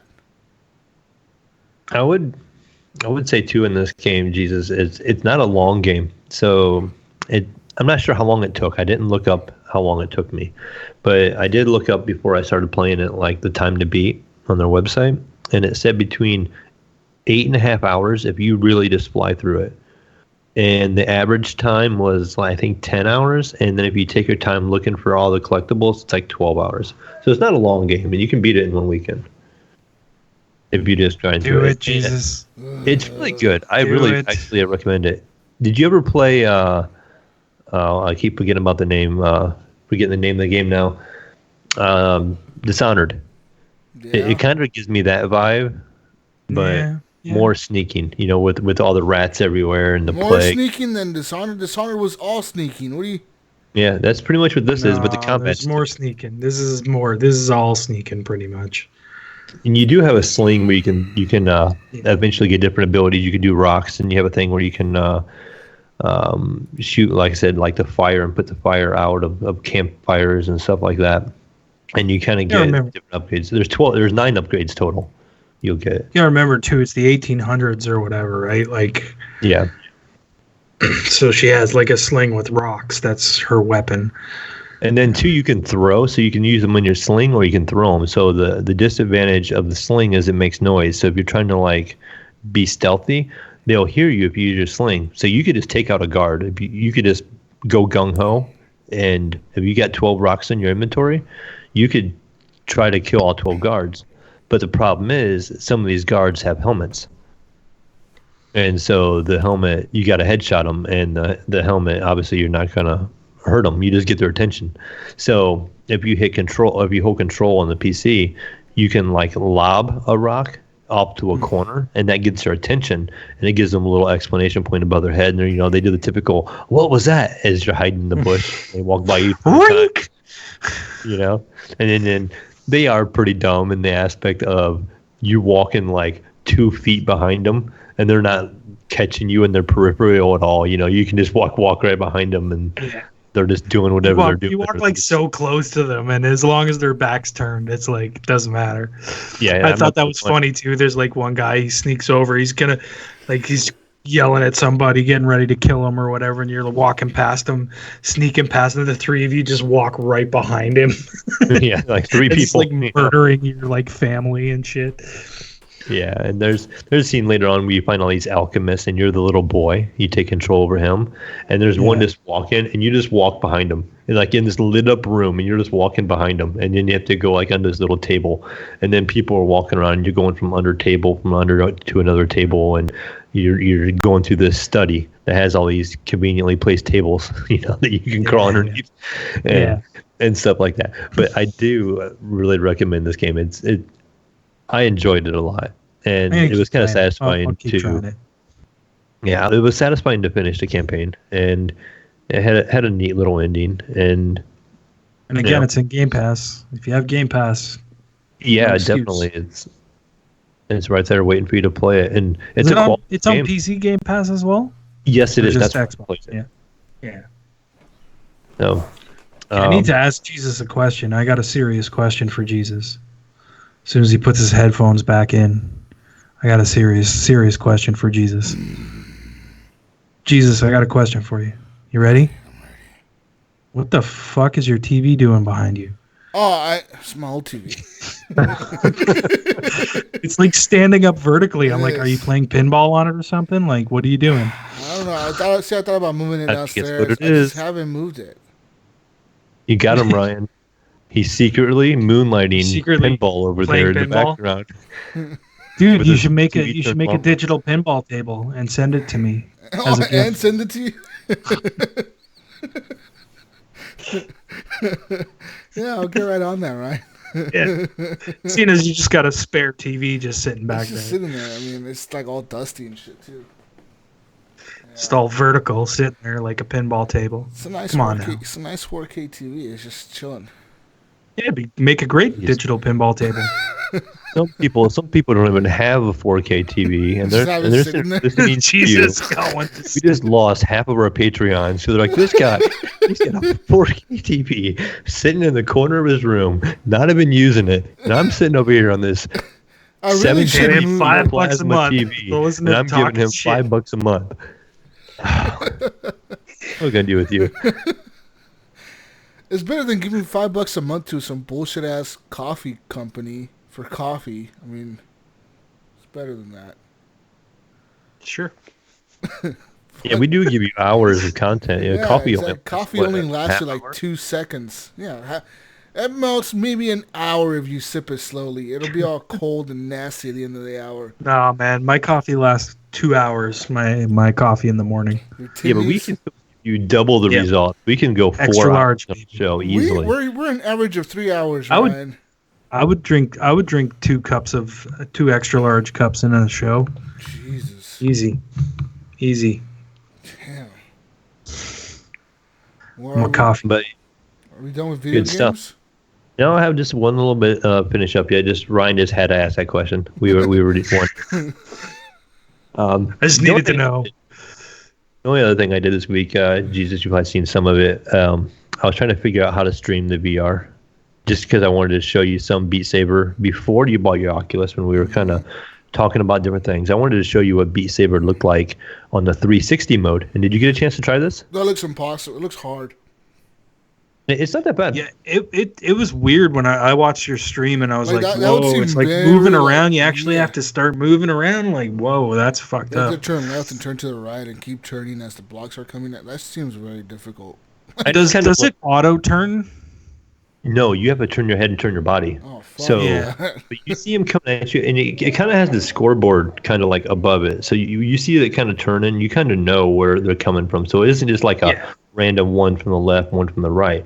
But what's weird about it is when you're playing, when you finish playing, you have no idea what way you're facing. you know. You've been turning the whole time. Yeah. You're like, You got a cord wrapped around your legs. right, you can feel it hitting your legs, and you're like, okay, I can't know if I can go much more to the left because I'm done a 360 here at this point, and I'm like, come on, game, don't go left, But it's really cool, and I was having a good time enjoying streaming it, and another game I picked up in VR I was wanting to stream to show to Jesus is called Pistol Whip, and this game is you kind of on rails. So you're standing in one spot, and you have a circle in the game that kind of tells you, like, you want to stay in this general area here, and the environment moves around you. So you're standing still, and the environment's moving around, and you have just a single pistol, so you can play it with just one Oculus controller, and you literally just point down, and it reloads your gun, and you got 20 shots, and the bad guys are kind of just like black silhouettes of people, but when they fire or they have like a lock on you, you have this little red circle that like shows that they got like a lock on you with like a laser sight, and they fire and you can see their bullet coming, so you got to kind of duck and dodge their bullets, and you shoot back, and so you almost feel like you're John Wick. You're fighting your way through this, and it's got like this techno music going on, and you're shooting, and you want to shoot to the rhythm of the music. So it's like a rhythm game also on top of being a shooting game, and I was really enjoying it. I did stream a little bit, but the one time I tried to stream it, it didn't work right. It was like only capturing one lens, so it was like seeing out of the left eye. So I was like, I'll delete that video. So then I do only have one video up right now, and that was when my son was playing it for the very first time, and he was trying to figure it out. So it wasn't a real smooth video, but later on this week I'll get some more videos up of me trying a couple of different VR games. We're And gonna get some videos up of us playing Pavlov, motherfucker. Let's go. we will get some videos of us playing Pavlov and maybe me shooting Jesus in a hallway in the I back. thought you were the bad guy, Jesus. I thought you were the bad guy, motherfucker. You. It was dark, and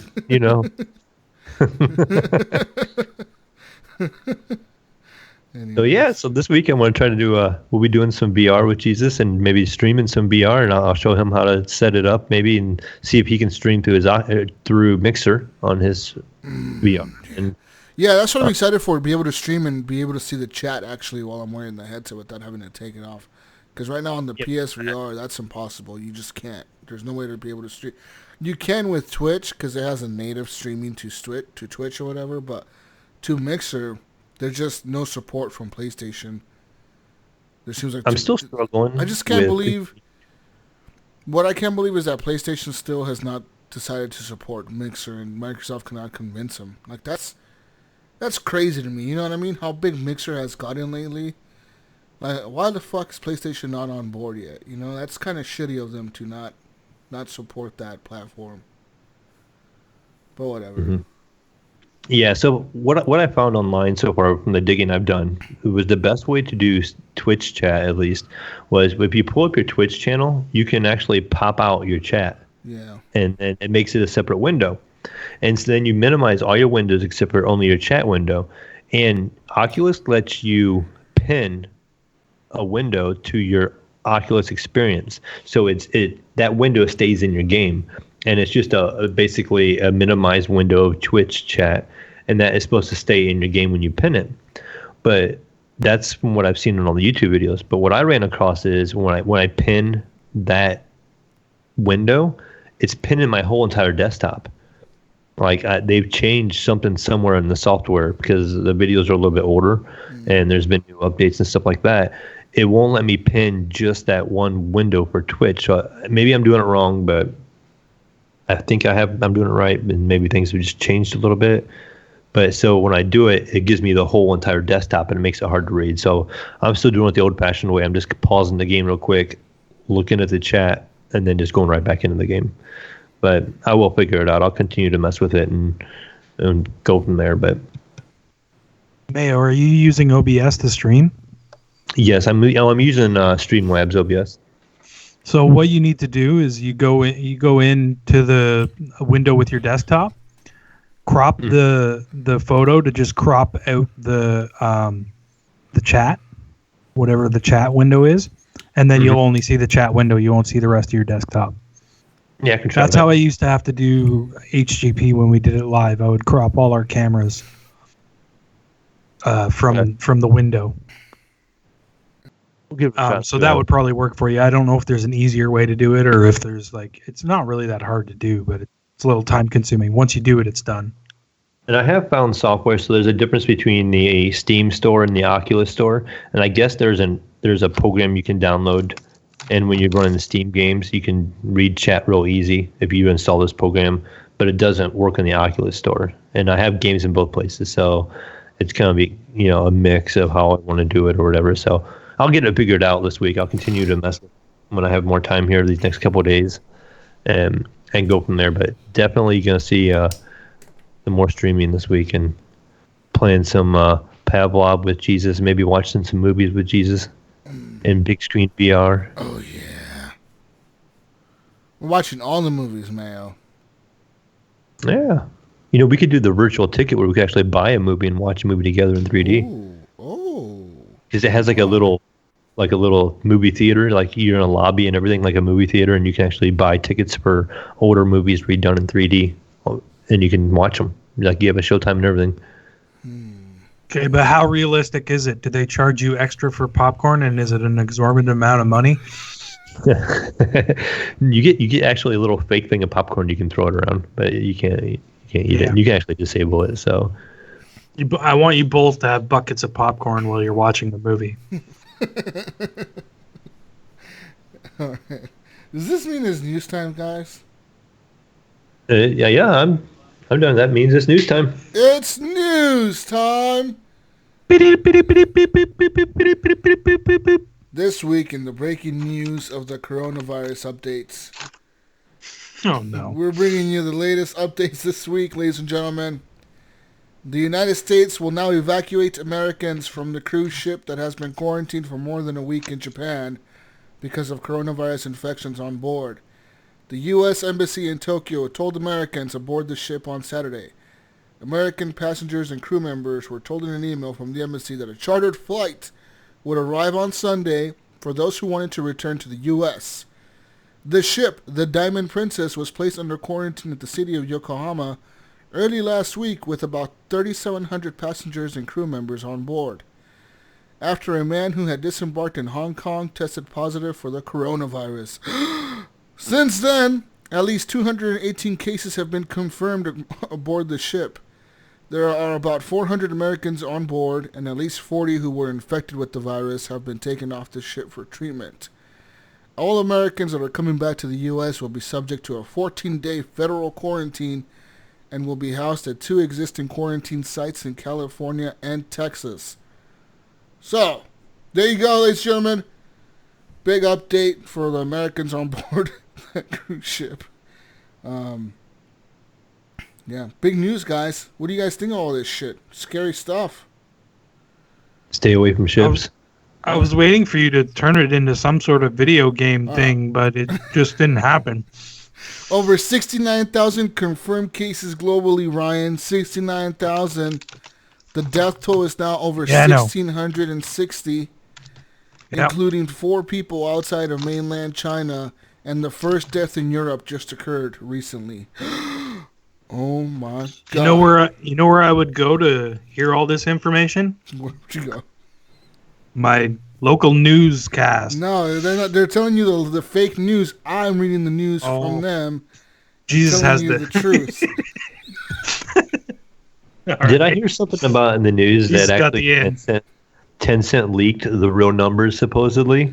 There was a thing on Reddit where Tencent leaked like the actual numbers of infected. Because what they're doing in China is they're tracking people's movements through their cell phone networks, and Tencent runs all that shit. They run all the facial recognition, all that shit. So they know like the movements around the country, like where people are moving, where they're headed, where they're going around the country, and therefore they can estimate like how many infections are actually happening.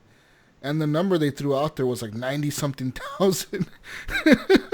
And they're like, no, that number is fake. This is a wrong information, ladies and gentlemen. We gave out the wrong number. So, yeah, I don't believe them. All right. But, moving on to more news. Let's get into some real news here, ladies and gentlemen. Some video game news. All right, here we go. What is this? What you got? What you got for me, Jesus? Tell me what the news is. Other Side Entertainment layoffs leave the future of System Shock 3 in doubt. This isn't good news. Back in 2017, Starbreeze Studios agreed to publish Other Side Entertainment's System Shock 3. Less than 2 years later, Starbreeze sold the publishing rights back to Other Side after the failure of Overkill's The Walking Dead. Other Side's Warren Spector said they were looking for a publishing and funding partner, but would self-publish System Shock 3 as a last resort, and as of yet, no publisher has publicly stepped forward to take on the game. As VGC reports, the design director Chase Jones left Other Side last week, joining other key staff including System Shock 3's writer and director, senior designer, lead programmer, QA lead, senior environment artist, and more people, who have all either left or been laid off. A thread of the Other Side forum has been cataloging layoffs among the staff since June. Posted under the name Kim Korn Karn at the RPG Codex forum, a former Other Side developer responded to a question about whether System Shock 3 has been abandoned by saying, quote, "I don't actually know what's going on, but the team is no longer employed there." They've also explained that, quote, "most of the work is content development, which we were critically behind in, both in real assets and in tool support for an efficient pipeline. Was the failure of the project right? It's hard to say. If Starbreeze hadn't gone into crisis, I think we would have delivered something more interesting with some fresh and innovative gameplay, but a much smaller game than what people were expecting and inevitably disappointing for a sequel to such a beloved franchise." So pretty much this game is done for. All that good shit.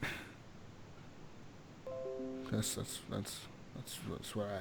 what we come up with. Happy? Yeah, more news. THQ Nordic has now opened up a new studio, Nine Rock Games. That's right. So this is a new studio to the THQ Nordic empire. Nine Rock Games. This publisher has opened a new company in the Slovakian capital of Bratislava. And the team is already working on its first project, Mayo. The studio will be led by CEO David Durkak, who has spent the last 5 years working as a project lead at DayZ developer Bohemia Interactive. The rest of the team has built up experience working on DayZ, Soldier of Fortune 3, Conan, and Chaser. Nine Rock Games' debut title will be a shooter survival game with more details to be announced at a later date. The Slovakian studio is the latest addition to THQ Nordic's parent Embracer Group, which opened 2 new studios through its subsidiary Amplifier Game Invest. So this was formerly Goodbye Kansas. They opened those studios last month. And the company opened River Inn Games in Sweden and C77 Entertainment in Seattle. So looks like THQ Nordic is doing pretty good for itself, huh? Yeah, growing. Yeah. Moving on to more news. This is for fucking Alan Maybe here. An angry mom demands an Xbox refund after hackers bought 36,000 FIFA gaming points. Leslie Irwin from Moray claims that she was forced to chase Microsoft for almost a year for a refund when a fraudster linked her Xbox or their own Xbox to her credit card account. Says here, a furious mother claims that she was forced to chase Microsoft for 11 months after fraudsters hacked into her son's Xbox account and racked up a credit card bill. The mom of 3, Leslie Irwin, said crooks had used her credit card details saved to the Xbox to purchase 3 rounds of points, each costing 79. Is that euros? 79.99 euros. After reporting the issue to Microsoft 11 months ago, Leslie claimed she was sent in circles trying to secure a refund and was eventually told by the tech giant that the fraud was invisible on her account. The crook bought 36,000 FIFA gaming points, and she only found out when Microsoft emailed her to confirm the spurious purchase. Leslie, 49, said, quote, I've lost count of the times I've phoned and emailed Microsoft. The boys have had no Xbox Live for nearly a year as a result because I won't let them log in. I am fed up fighting, and I want to warn others, none of this is our fault. Leslie of Elgin Moray was alerted to suspicious activity on March 22nd. The mom of Nathan, who is 17, and Liam, who is 14, and 9-year-old Scott said, I received an email which said I had purchased 3 lots of 12,000 points, each costing about 80 euros. I couldn't believe it. The boys knew nothing about it, so she called Microsoft and they told her to check the devices linked to the account. She said, I found 2 which did not match our Xbox One. We only own 1 Xbox. The boys share it, so I deleted the rogue devices and removed my card details. She was relieved when Microsoft said they'd issued a refund, but there was no sign of it either the Xbox account or on her credit card provider, which is Tesco Bank. Leslie, who is a school admin assistant, said, Tesco told me Microsoft had traced the IP address of the crook to Warrington in Cheshire. Cheshire.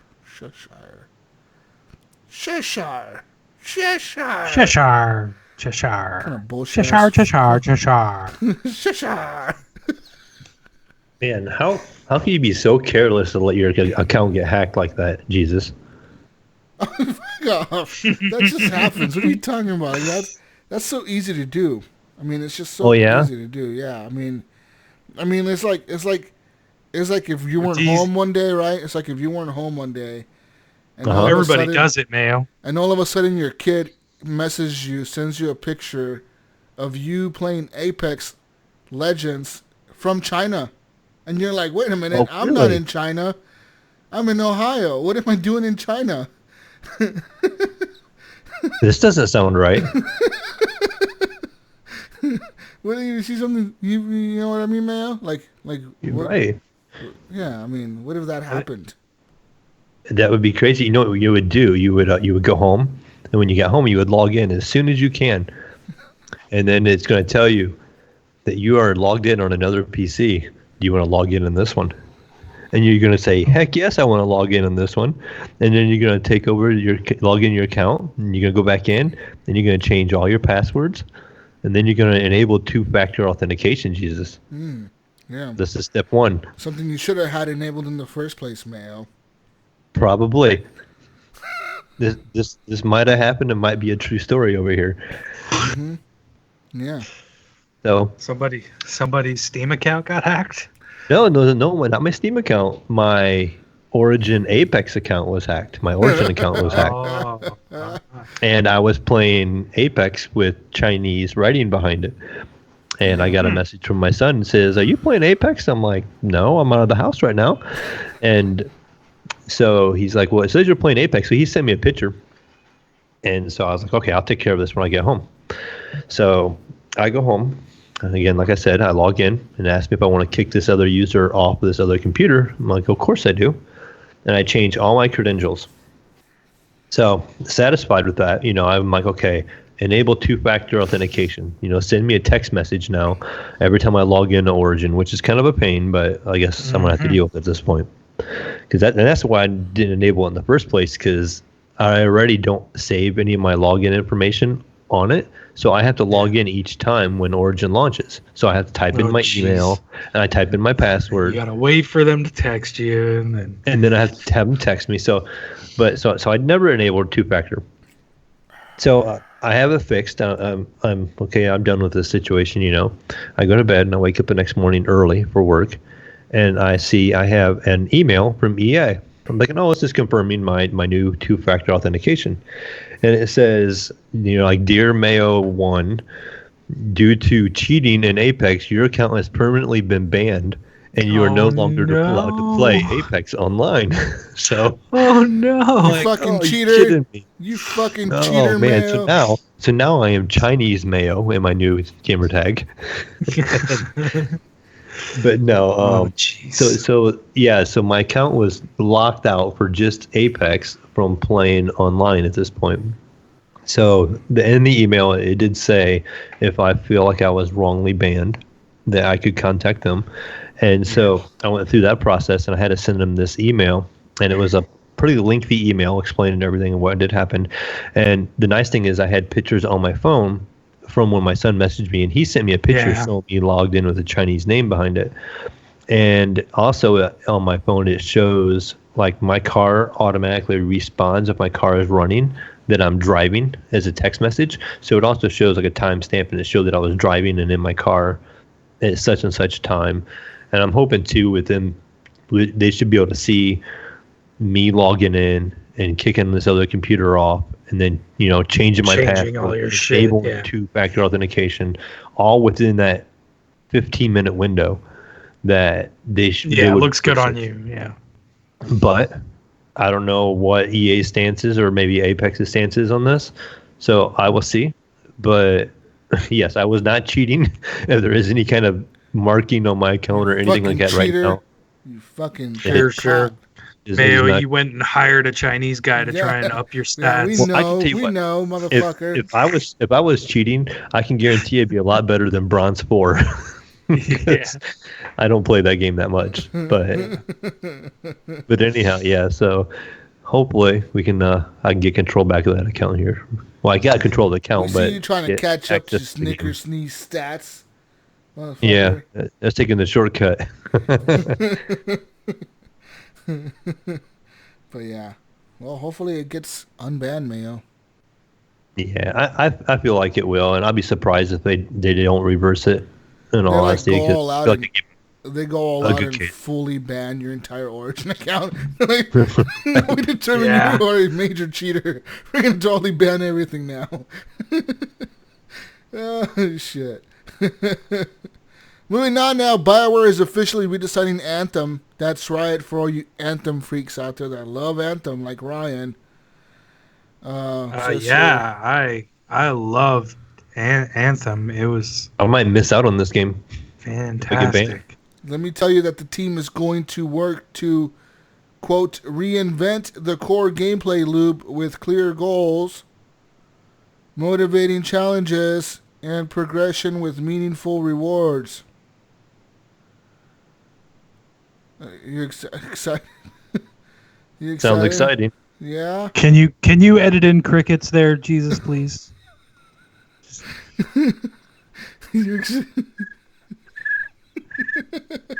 That's pretty good, Ryan. But yeah, Anthem will be in its current state until the design is ready for launch. BioWare will continue to run in-game events, refresh the store, and will occasionally revisit past seasonal and Cataclysm content, so the remaining Anthem players will have something to do while they wait for the new version of the game. So, yeah. It's going to take months, they said. I mean, really? Okay. At this point, is it just me, or is like it so far past the point where they should just give up already? Just make Anthem 2 if you really want to work on this game more. This should have been done like last year. Yeah. They should have announced this in May of last year, a couple months after they fucked up the launch or whatever. You know what I mean? After seeing like the huge backlash, they should have announced this like May of last year or E3 last year. Come out like at E3 and be like, hey guys, we know Anthem, you guys hate it, but fuck that Anthem. We're making it over again. Woo, 2.0! Now, what I want to know is when this is finally done, do they resell this? Is it going to be like you get this if you have Anthem already, or is it going to be like, oh, pay $20 to make the game good? You know what I mean? Like, make it playable. No, well, no, come on. Like, free. the game was playable. It was just lackluster. It was just boring. Like, there wasn't a lot to do. Like, I don't know. I played it when it first came out, and I've never touched it again since. So, like, I don't really know. I can't really say to what they've done to it to make it better, but I just don't see, like, refreshing it. There's not an audience there. Like, I don't see why they're bothering. Focus on Dragon Age and put out a good fucking game so you can get people that love your fucking company back in your corner, because right now they are not.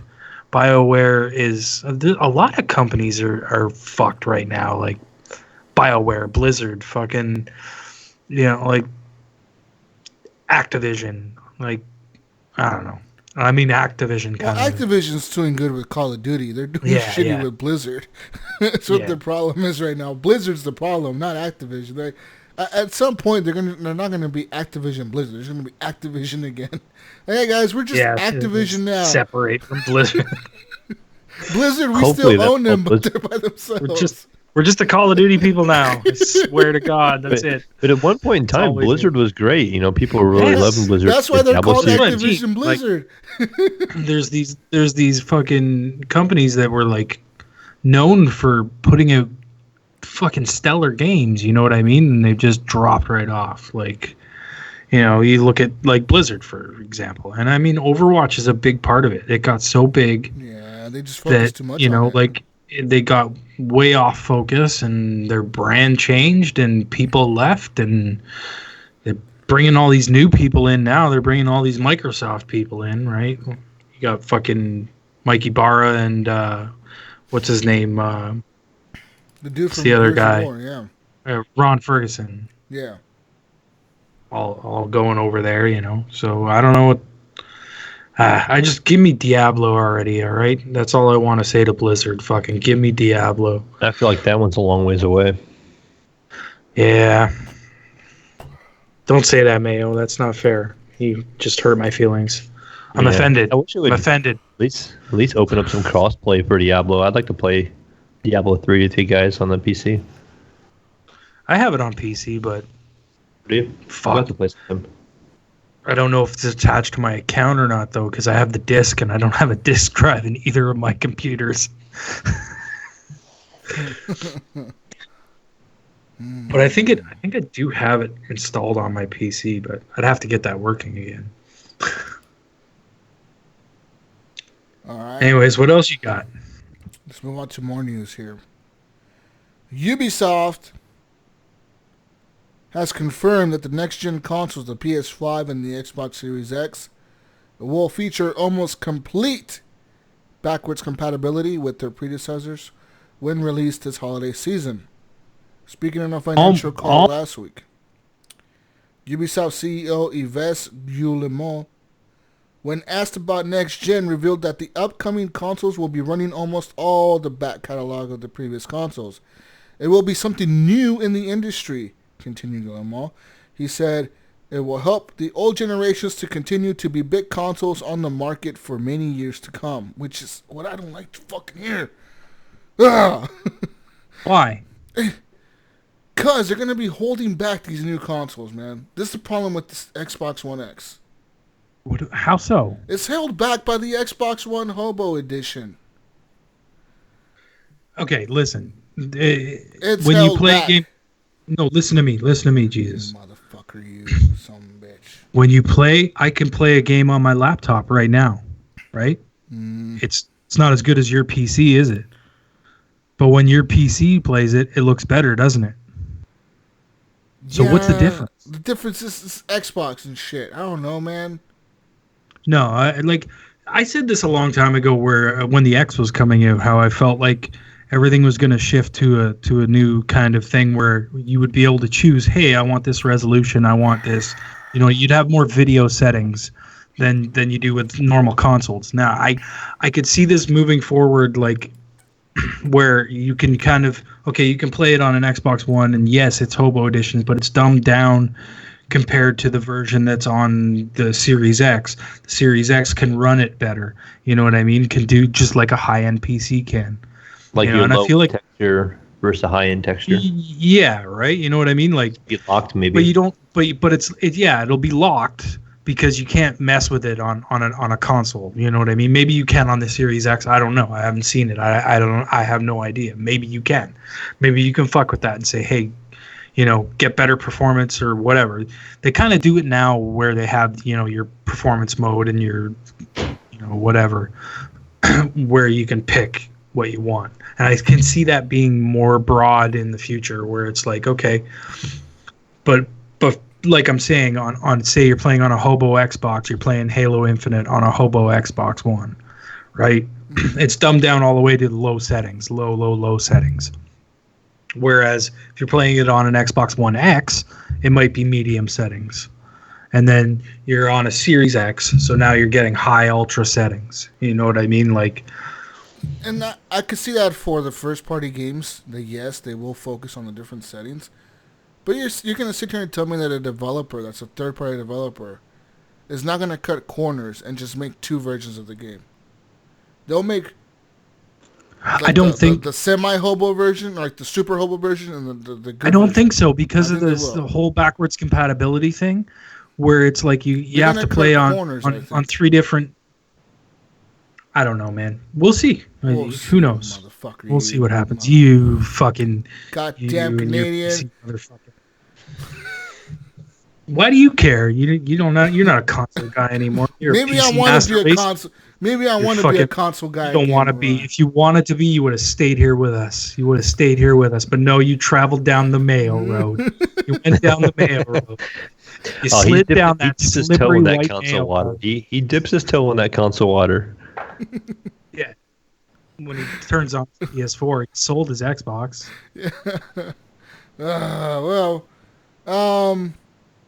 What else we got new? Ubisoft also confirmed they will be shipping 3 AAA games this year. We, of course, know that Watch Dogs Legions may be one of them, and maybe Gods and Monsters for the PS5. And there's a new rumor of a new Assassin's Creed Vikings game for this year, but who knows if that's the title they're going to release this year. Fuck if I know. Moving on, more news. Toy Soldiers 2 Finest Hour release date. What? Been detailed. What the fuck is this? What? Didn't that already come out on the 360? Toy Soldiers 2 The Finest Hour is set for a 2021 release date, with the note of it being an action strategy title. Is this true? Like, didn't this get already released? I think this is a sequel to that one that was released. I think this is the... Why wouldn't they just call it Toy Soldiers 3? It's been fucking so long. Yeah. What the fuck? So let me tell you here. The second one with the DLC that had the G.I. Joe and He-Man characters in it. Yeah. Like that Rambo-looking character. Yeah. It says here everything we love. That was on Xbox One, wasn't it? Yeah. Well, early gen Xbox One, wasn't it? Yeah. I think it was in the beginning of the cycle. Yeah. Says here, everything we loved about Toy Soldiers and Toy Soldiers Cold War is back and better than ever in TS2, including improved multiplayer co-op, overcharged deadly barrages, competitive minigames, crazy new survival modes, and so much more! Don't worry, guys. You'll get this as a free games with gold in like a year anyways. Yeah, and like chances of that are like very fucking high. Moving on now. Star Citizen had a record-breaking year of crowdfunding. That's right. Oh, Jesus Christ. Star Citizen has shown no signs of slowing down, Ryan, in terms of fundraising dollars from players. In fact, this game is fucking insane. Like, it's insane how much money. May have been the crowdfunded space game's biggest year yet. Data shared by the team behind Star Citizen appear to show that the multi-game project earned around $47.7 million from crowdfunding just in 2019. That's an increase of more than 26% over the previous year. Combined with $46 million in private investment from 2018, creator Chris Roberts and his team at Roberts Space Industries have now pulled in an estimated $131.5 million over the last 2 years alone.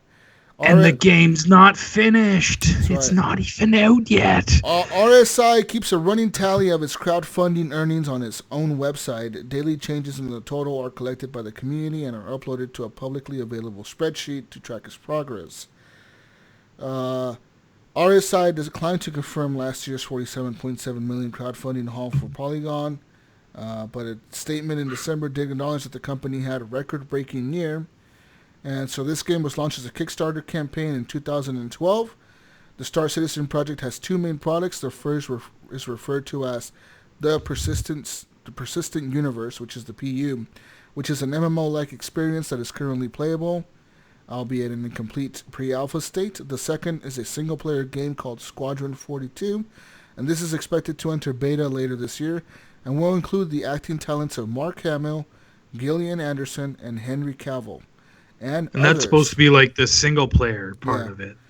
Both products are now available for sale at the RSI website, where you can get in on the action for as little as $45. Or you could buy like $1 million ship.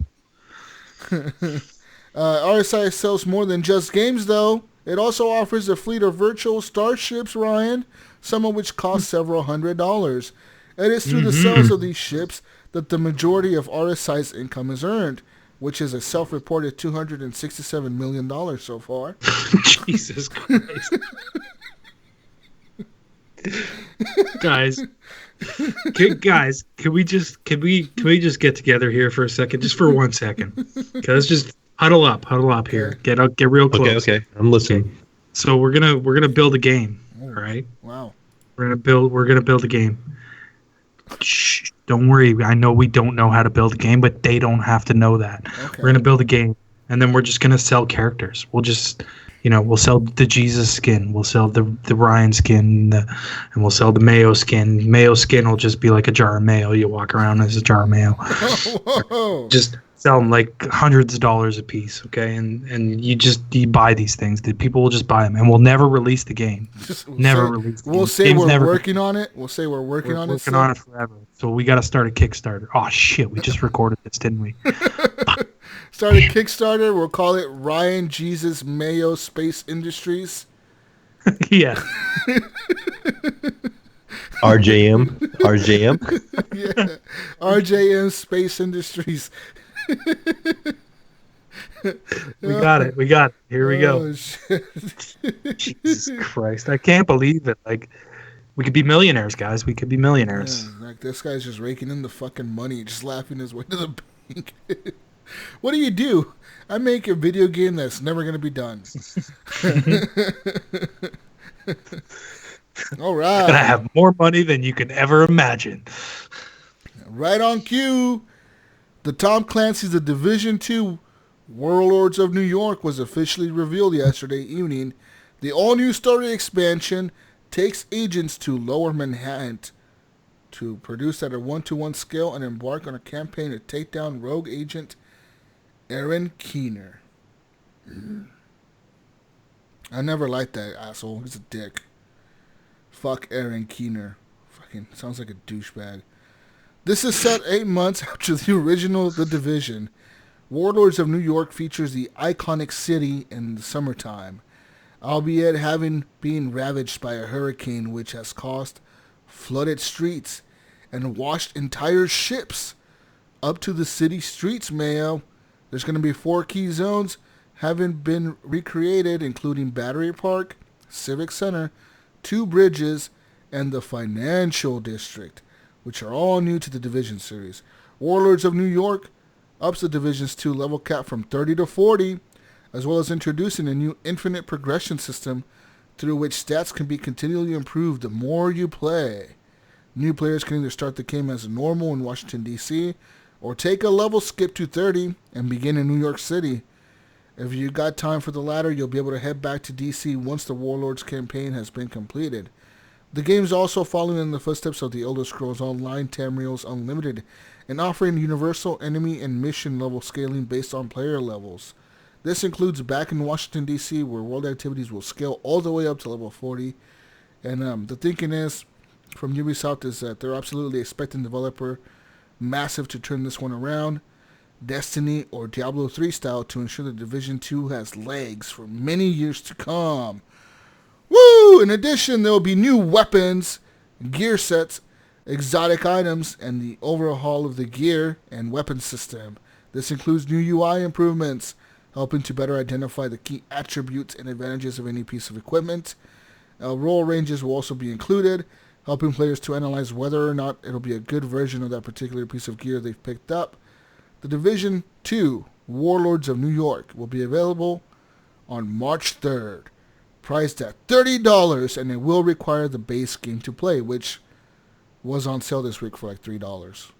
Like literally, it was on sale everywhere for $3 fucking dollars. So if you don't own this game right now, you're kind of like, you're not gonna play this. But if you It's bought it, still on sale, I think. if you bought it for $3, go and pay $30 for this expansion. So there you go. What are you guys excited? Are you guys excited to go back to New York in the Division 2? I'm not sure. Like, I kind of want to play it again, but I kind of don't. So I've hated this I series just don't since know. it came out. Why, Ryan? I don't like it. I don't know. I can't get into it. I've tried to. I played it with you, Jesus. I played it with Gunny. I played it with Eric. Every time I play it, I'm like, I fucking hate this game. I fucking hate it. Oh my god. Oh my Yeah. god. What happened? I don't think I've ever tried the second one, but I know the first one I really hated it. The second one was pretty good. I liked the second one. I can't. Maybe I did. I don't remember. Yeah, I think I did play the second one, and I was like, this is more of the same shit. It really is. Yeah. Really. It is a lot of the same shit. It's pretty much the same shit. Just not a game for me. Which is weird because I like co-op games. Like I don't know. I just couldn't get it. Yeah. Moving on now. EA will move the Need for Speed development back to Criterion Games. Boop, boop, boop, boop, boop. EA will now return the Need for Speed franchise to the UK game studio Criterion. I mean, it sounds good in theory. I mean, you think about Criterion's backlog or like games that they put out, and you're like Burnout. You know, they've done a couple of Need for Speed. They've worked as the backup team on Need for Speed for a while, but you know, most people think Burnout, but all those people are gone. None of those people are there anymore. Yeah. It's Criterion isn't what they used to be. It's like You know what I BioWare. mean? Yeah, they're not who they used to be anymore. People are gone. But hopefully they can put out a good game and reignite the Need for Speed franchise, because I mean there's love there for that franchise. It's just they got to put out a good game, you know. Yeah, that last one just was not. I don't think well received at all. I keep seeing it on sale. I didn't like it, but I know other people that are into racing games. They seem to enjoy it. They're like, it's not that bad. It's pretty good. And I played a couple of the first races, and I was like, this just does not feel right to me. But you know, each to their own. You know. Yeah. To each their own. Anyways, Yes, the current franchise leader, Ghost Games in Gothenburg, is set to become EA Gothenburg once again. Pending Swedish union approval, the studio will refocus itself as an engineering hub supporting development across EA's portfolio. EA told GameIndustry.biz that, quote, the engineering expertise in our Gothenburg team, some of whom are the architects of the Frostbite engine, is vital to a number of our ongoing projects, and they will remain in that location. As for the Ghost Games creative team, EA is now looking to transfer many of the staff to positions at Criterion and other places within the wider organization. However, 30 roles will remain at risk. Outside of the engineers and those that we plan to transfer to other positions, there would be 30 additional staff in Gothenburg, and we will hope to place as many of them as possible into other roles in the company. So it says here, Ghost Games has been the franchise home for Need for Speed for the last 4 games in the series. from 2013's Need for Speed Rivals, the 2015 reboot, 2017's Need for Speed Payback, and last year's Need for Speed Heat. However, EA says they have struggled to attract the right talent to Gothenburg to work on the series, and by contrast, Criterion is based in Guildford, which is one of the UK's biggest game development hubs. So, there you go. So, we'll see what happens. Good luck to all those people working in those, in that studio. Hopefully you get placed in a good spot. Hopefully you have a good opportunity wherever you end up. That would suck, man, working in a fucking game studio. I would fucking... That's just the shittiest thing ever, you know what I mean? That's the life, though, man. Like, that's the game studio life, you know? Like, you gotta, like, just be, like, ready. Finish like, a game, you move on. Yeah, you gotta be ready, like, as soon as we finish this fucking game, I'm probably gonna get fired. Yeah. Like, it's probably gonna happen. Like, oh, fuck. You know what I mean? That must be some shit. That sucks. New Prince of Persia is a VR escape room. That's right. Ubisoft has finally announced the new Prince of Persia game today, but it will be a location-based virtual reality escape room, and there have been 2 other location-based escape rooms created by Ubisoft in the past, both of which were set in the world of Assassin's Creed. So, there you go. Where's this happening? So in the press release, Ubisoft revealed a new VR escape room attraction called Prince of Persia: The Dagger of Time. The experience will be a team-based adventure set in the Sands of Time chronology, developed by Ubisoft Dusseldorf and designed for all ages, Ryan. The cooperative escape rooms will involve 2, 3, or 4 players working together to solve puzzles and find a way out of a reimagined Fortress of Time. The Dagger of Time will be available to play at over 300 locations around the world, okay, Ryan, when it launches in the spring of 2020. Apparently, I was going to say, Jesus, this isn't what I asked you. I asked you where it was going to be. Apparently, Ryan, the attraction actually has a story that includes a significant character from the series history, Kaelina, the Empress of Time, who first appeared in the Prince of Persia Warrior Within, summons the players and asks for their help. That's right. All right. There you go, great. Ryan. There you go, Ryan. You're gonna play. Still didn't answer my question. 300 locations around the world, Ryan. Where are these? You start naming them off. 300. Location 1. Location 2. Location 3. Location 4. Is there like a specific place where you can go and see this, or is it's just 300 locations. 400, just 300. You just figure it out. 300 locations around the world. There might be one near you. Maybe there not. might not. You never know. Think about 300. Yeah. That's a lot of locations. That's a lot of locations. A lot of locations. It's more that's more locations than there are states. Yeah. That's 250 more locations. That's around the world, though, right? 300 locations around the world, right? World, yeah. Okay. Well, maybe that's a little less. That's a little smaller. Spreading those 300 out a lot. Yeah. Anyways, let's move on. What else we got? Moving on. That's all I have for news. Thank God. That's all I have for fucking news. I mean, besides that, I don't know if you guys listened to Gamertag Radio's 1000 episode. They had I didn't listen to it.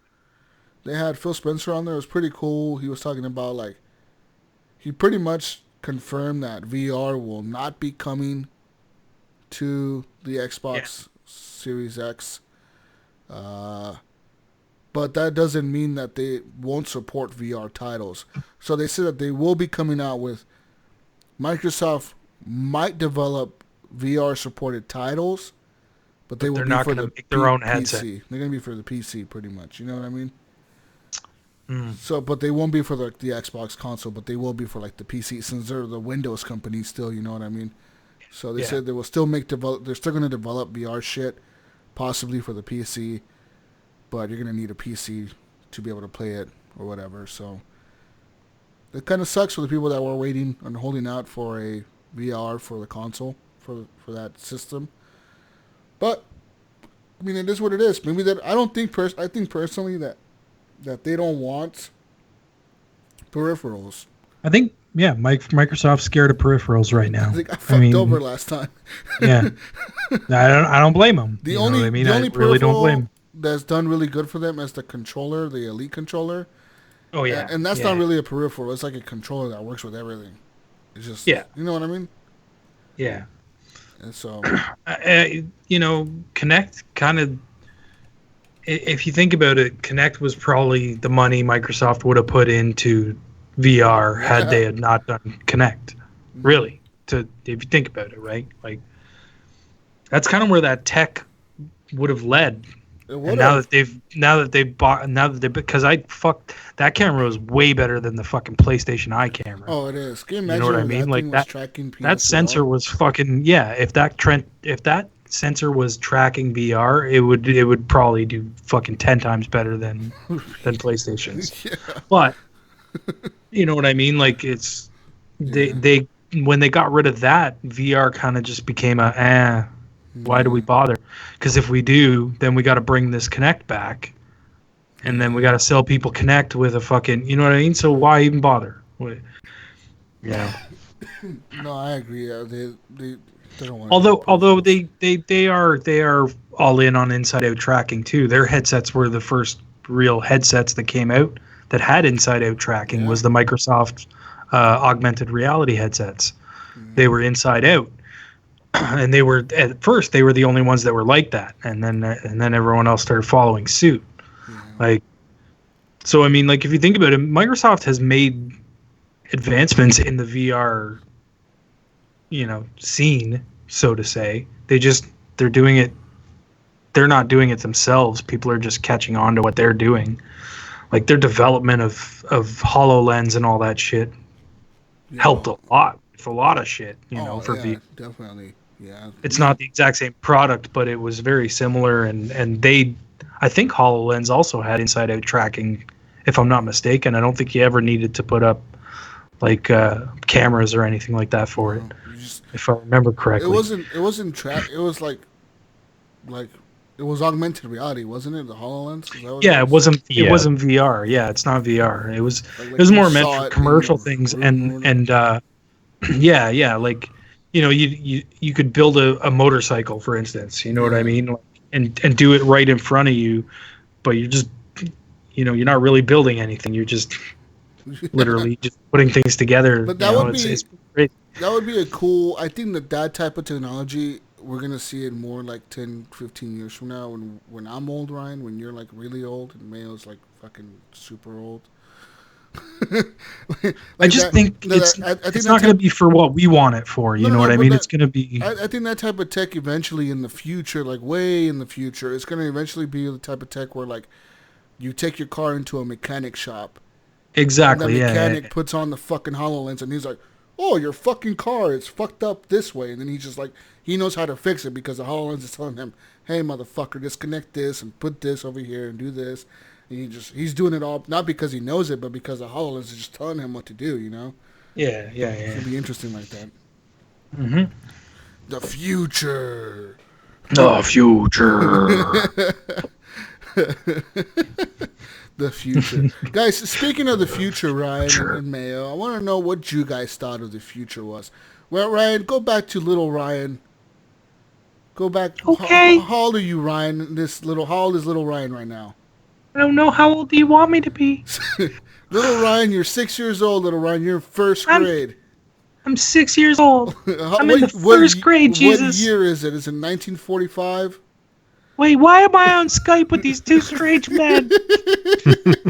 What year is it, little Ryan, motherfucker? Oh, fuck. I don't know. 6 years old? Yeah. Like 1983? All right. So it's 1983, Ryan. Little Ryan is 6 years old. He's eating his fucking popsicle or something. I don't know. I'm eating a popsicle. Okay. He's eating a popsicle. And he's thinking of the year 2020. What the fuck did you think the year 2020 would be like, 6-year-old Ryan? Oh, fuck, dude. I didn't think it was going to be anything like it is. Wait a minute. Am I 6-year-old me? Or wait, what's going on? I don't know. You're 6-year-old you. Jesus Christ, I can't keep this going. Yeah, no, it's like I don't know, man. 6-year-old me wasn't thinking about 2020. I can tell you that much. All right, which But I didn't think it was going to be what it is today. I didn't think I'd have a kid.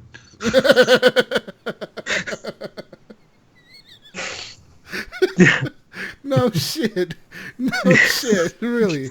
Oh yeah. Oh wow. Okay. I mean, that's not what I kind of wanted to hear. What? Was there gonna be flying cars and shit? What about you, Mayo? What did you think the future would be like? What did you think the year 2020 would be like, Mayo? When you were 6 years old. When you were Back when I was 6-year-old Mayo. 6 years old. No. Wait, let's date you now. How? What year was it when you were 6 years old? 82. There you go. Okay. So All right.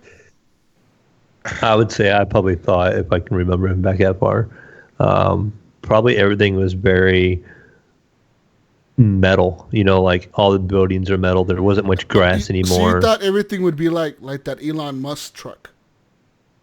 Yeah, like that kind of Yes. kind of environment. You know, That there's no more big-ass metal grass. truck. No more grass, Mayo. What the fuck? You thought we were gonna live with no more grass? It's like Metal Land. It's like Demolition Man. Metal world. there's a everything? concrete jungle. We up and Welcome to just the paved all the concrete grass jungle. and We just we turned it into. killed all the fucking plants on Metal. Earth. But still no flying cars. I never thought we'd have flying You never cars. thought we'd have flying cars? Yeah, that Come is. on, man. Come on, that'd be I cool. knew that was always a fantasy. No, that'd be cool, but I don't think we're gonna have flying cars. Why not? I mean, really, we do kind of have flying cars. They're called airplanes, Yeah, right. I mean, It's like a flying bus. It's kind of. but they were always around. They were around back then too. So, we'll be lucky to our flying cars will be able to be like a hovercraft. It'll go like an inch off the ground, and we'll be like, "Look, Yeah. guys, no wheels." You know why we can hoverboards, Mayo, hoverboards. Yeah, I thought I was hoverboards. gonna do- why we hoverboards. can have flying no, I guess- cars? Because people don't gas up their car sometime. And you'd be having They fucking just flying fall out of the cars fucking falling out of the sky because they thought they could. No, Oh my! I there would could have to be make it to something- work.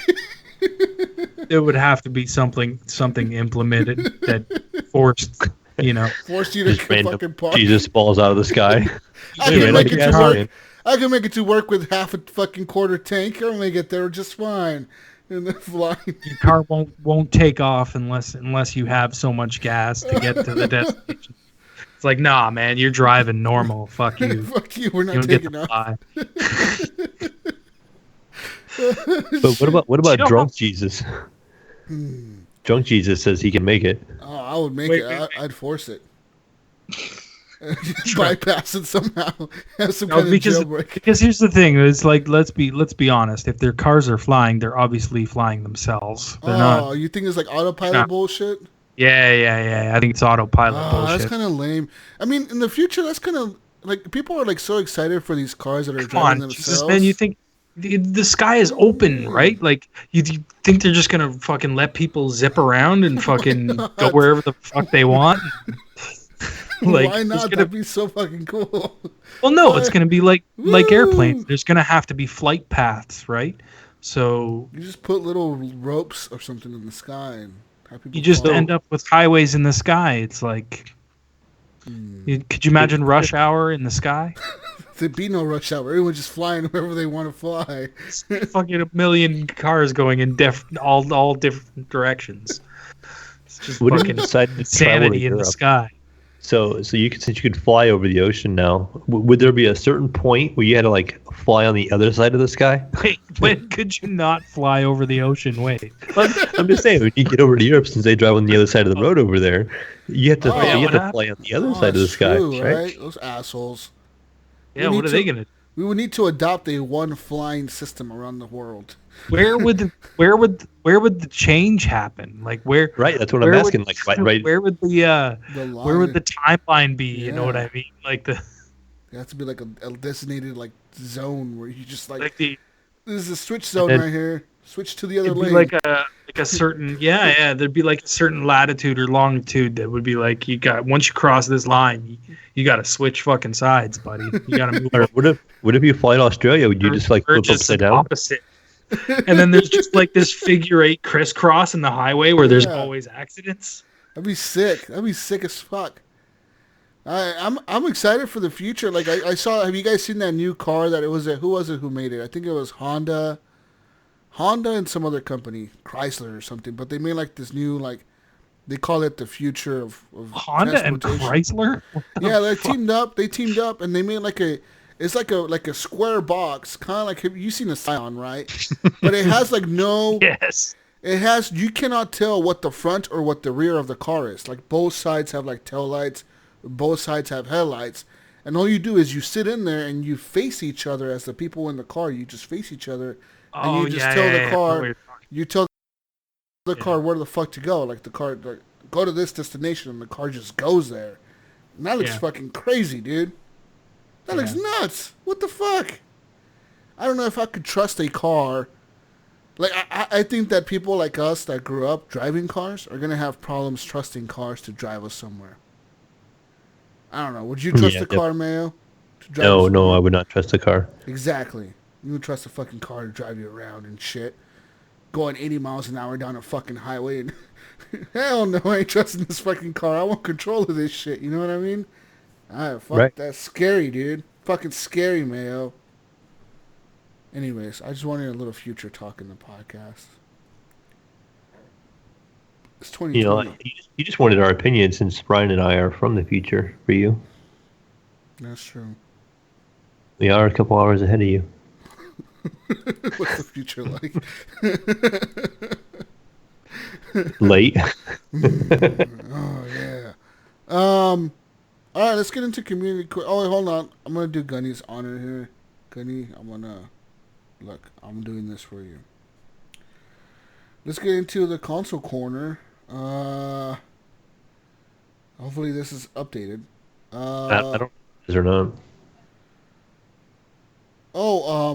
Real quick for the console people, you're gonna get free games on Xbox.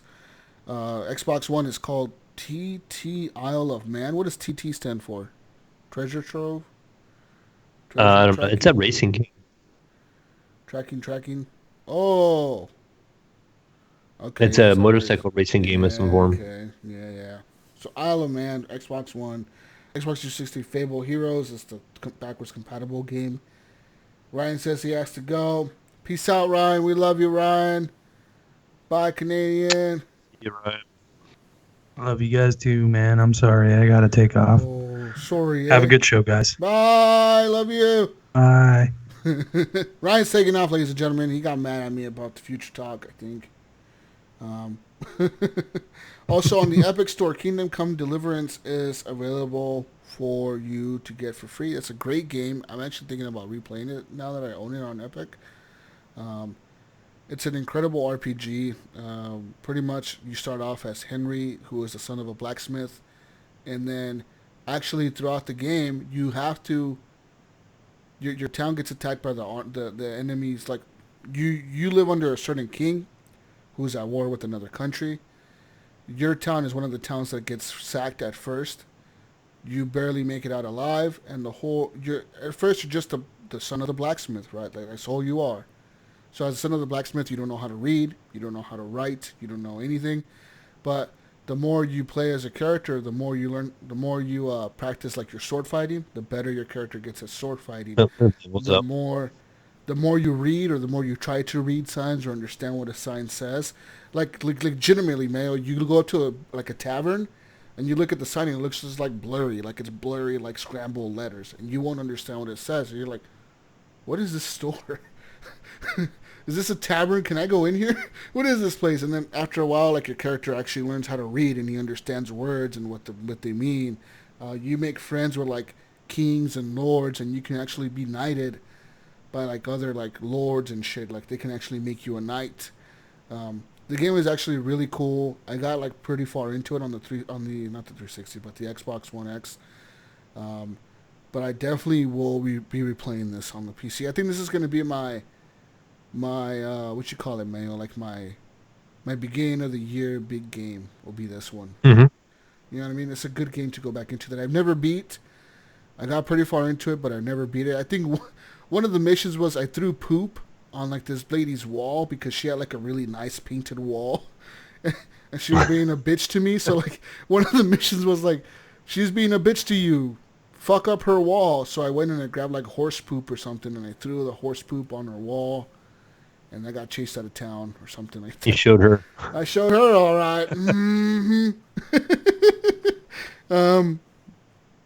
But interesting game. Also, Mayo, heads up, I bought Journey to the Savage Planet right now on the show, and right now there is a mega sale going on the Epic Store, where you can buy games that are on sale right now currently, which is a lot of them. On top of that, you get a 10% or a $10 coupon.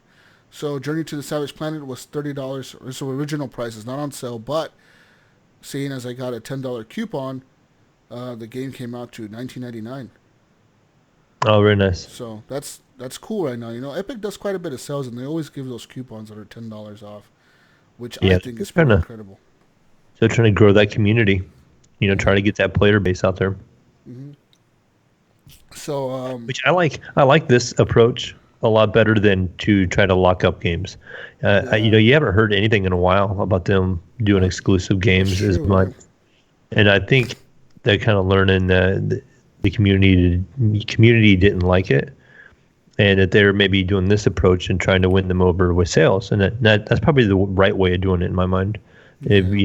If you go and make me a loyal customer, give me something worth buying. Don't force my hand over there, but let me have the option, but let me come over there because I want to, and because you're offering me a good deal, not force me to the store because it's only on that store. No, I agree. I mean, I think personally, like, I was surprised when I saw that it was on first, like, I was like, $20? I thought it was 30, but then it's like on there it said like, you get a $10 coupon for the mega sale going on right now, whatever the fuck they're calling it, like the Epic Mega Sale or Epic Spring Sale, whatever the fuck it is. I thought it was like something to do with Valentine's Day. I thought. Yeah, Valentine's Day sale or something like that. It's a weird fucking sale, but they just decided to do a sale, and that's incredible, dude. Fuck yeah, $20 for that game that looks pretty interesting to me. So, I would recommend too. This is where I purchased it. Trover Saves the Universe works within Oculus. Oh really? So you can actually buy it for probably I think it's $39 or $29, so you get $10 off. Oh, I wonder. But does the coupon stack? I wonder, like, if they do it like, because usually the way Epic does salespeople is they'll give you a coupon, and then they'll give you another coupon. You know what I mean? So you could buy like 5 different games, and each of them will be $10 off. And I just got a weird friend request from a gamer tag MTS 9000, but I'm gonna dismiss that gamer tag there. That's my China friend. Yeah. No, I'm kidding. Probably is. Hey, friend. Let's be friends. Going through my friends list. But yeah, so you said you bought that other game here? Yes, I bought Trover Saves the Universe and Tetris Effect, both from the Epic Store, and they both support the Oculus.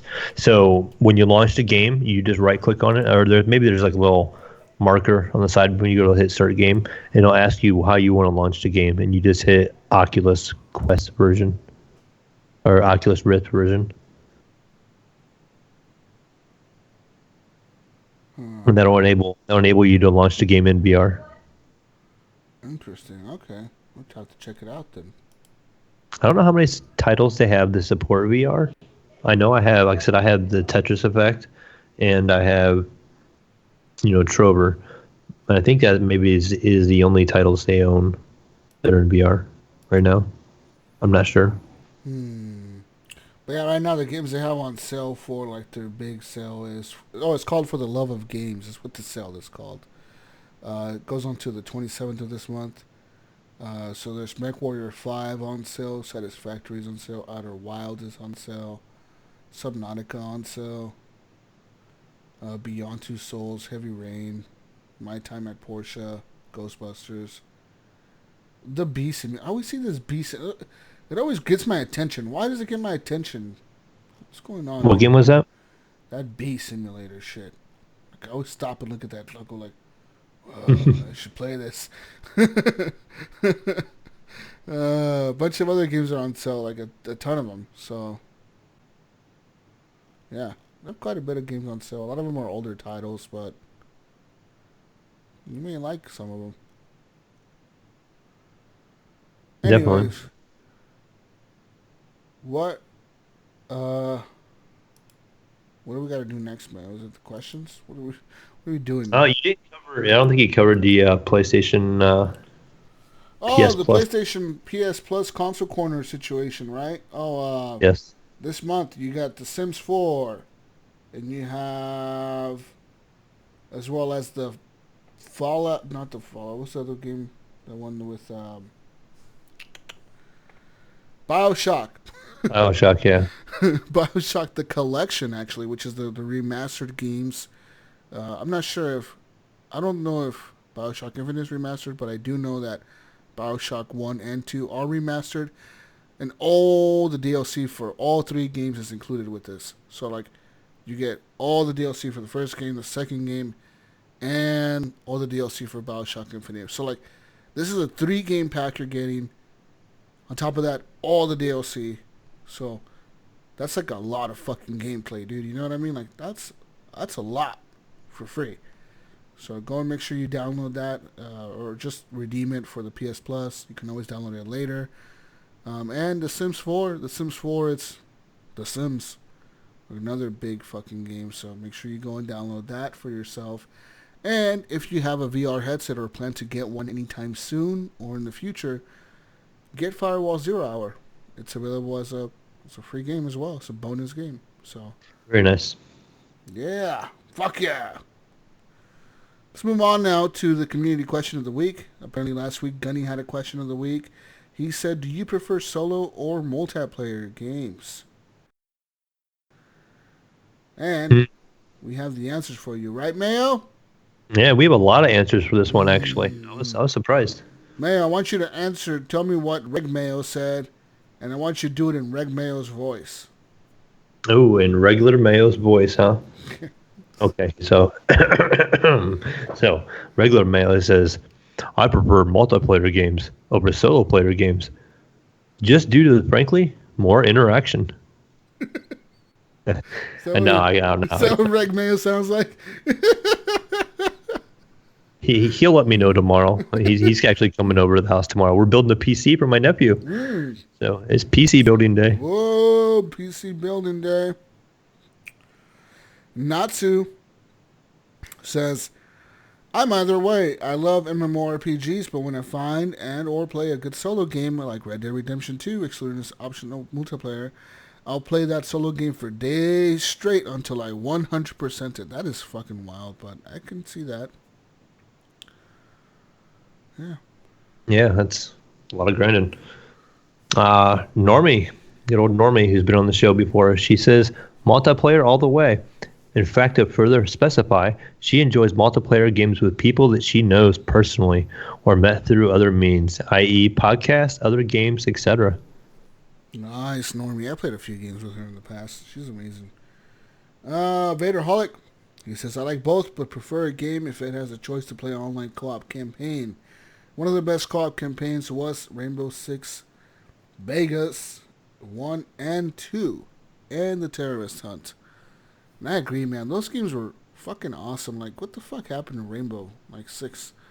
We need a fucking new Rainbow Six game. Like, Rainbow Six Siege is cool, but, like, make a fucking Rainbow Six Vegas. You know what I mean?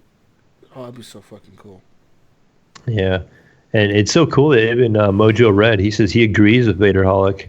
He says there's just something about those Vegas games that they just had the whole package. It was just, I don't know what it was. I don't know if it was like the environment or the casinos or what the fuck it was, but they were just well done. You know, they were tactical as fuck. You had all the cool gadgets, like all that stuff was just cool.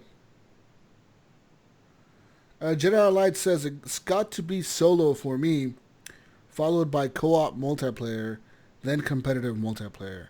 I think of my favorite game of all time, and there are mostly single players that tell a story. One of my favorite games, Mass Effect 3, has both a great solo game and great co-op multiplayer. Mass Effect Andromeda has this too, but for some reason a lot of people hated it. I almost picked that game up the other day on the Xbox, and they had it in Target for $5. So I didn't. good. Should I? Yeah, it's so good, dude. Like Mass Effect, it's more Mass Effect. Just know that you're not gonna see like the old people.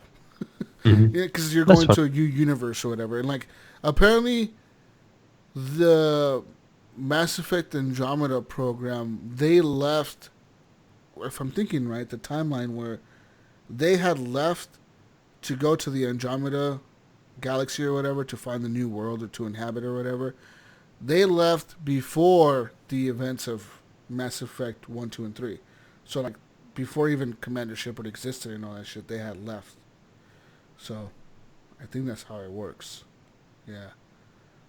Or something like Yeah. that. Or maybe 100 years after. It's either way after or way before. But none of those people that were in those original games existed, but the people that look like them do.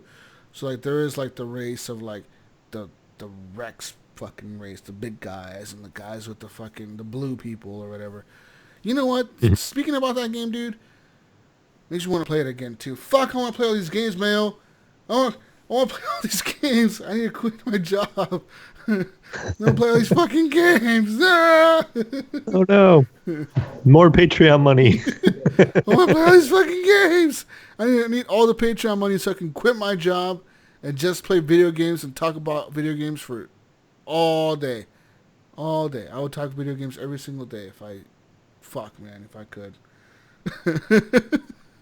Oh, shit. What was the next answer? We got an answer from Commandalorian. You know, go Commandalorian here. He said he prefers multiplayer co-op with friends. Ooh. He likes those games where like Division 2, I'm assuming, where you can play with your friends, get in a group and play through. Interesting. What happened to all the other ones? You skip all these other people? What are you looking at? Discord? What are you looking at here? I'm looking at the show notes and I don't see Commandalorian on my list. Right above MechMod. Oh, am I way down here? Oh, way down here. My bad, Mayo. MechMod says, I prefer multiplayer games over single player. However, due to scheduling conflicts, I tend to play games by myself most of the time. I reckon. Do you think it took him a while to upload that answer? Sounds like Just kidding, MechMod. just giving you shit, MechMod. No, that's not even how MechMod sounds, guys. We're just giving him shit. Yeah. Love you, MechMod. Continue making cool music. Continuing on, we got good old Nipron.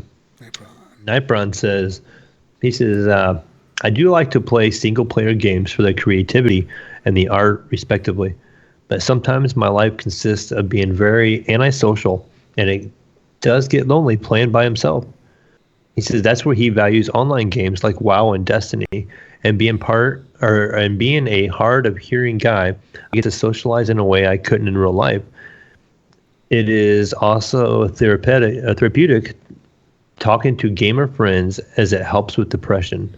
Too bad I can't play with HGB crew as much as he would like. And you know what, Nipron? Like, you're an awesome dude. Like, you really are. I know that you're going through some shit sometimes, and I know that he was talking to us through Discord about some shit that happened on the PS4 or whatever, and how that just fucking was bullshitty. People were being dicks online to him. And just keep your head up, man. You know, like, don't let all that shit get to you, dude. You always have someone to talk to with us. You always have somebody to game with us. And even if I'm not playing the same game as you, I'm willing to just shoot the shit and talk to you on Discord. You know what I mean? The same here, yeah. I mean, it's nice too with the time zone differences that if I'm on and you're asleep, you know, that I'm around. Yeah. Or if I'm asleep, you're around. So it seems like one of the hosts and just the community in general, there's always seems to be somebody on. So no matter what time of day it is, middle of the night, early afternoon, early morning, there's somebody on, you know, on the Discord. Usually it's Gunny. He's early morning on the weekends. I'm usually up like really fucking late on the weekends. I'll be on like at fucking 1 in the morning or whatever on the weekends, 2 in the morning. Mayo will be on like during the weekdays or during the times earlier in the weekdays than me.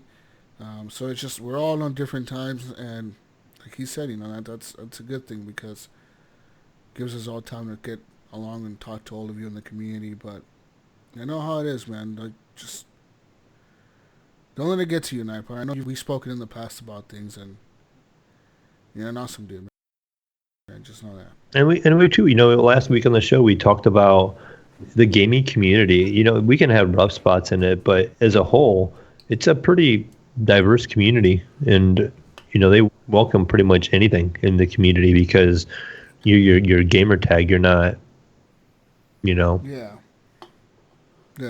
We see you as Nipron. So That's true. Moving on to the next question. Commander Nips, that's emo Eric Smith, says, I'm a solo guy all the way. It's about the story for me. Interesting. That's cool. Yeah.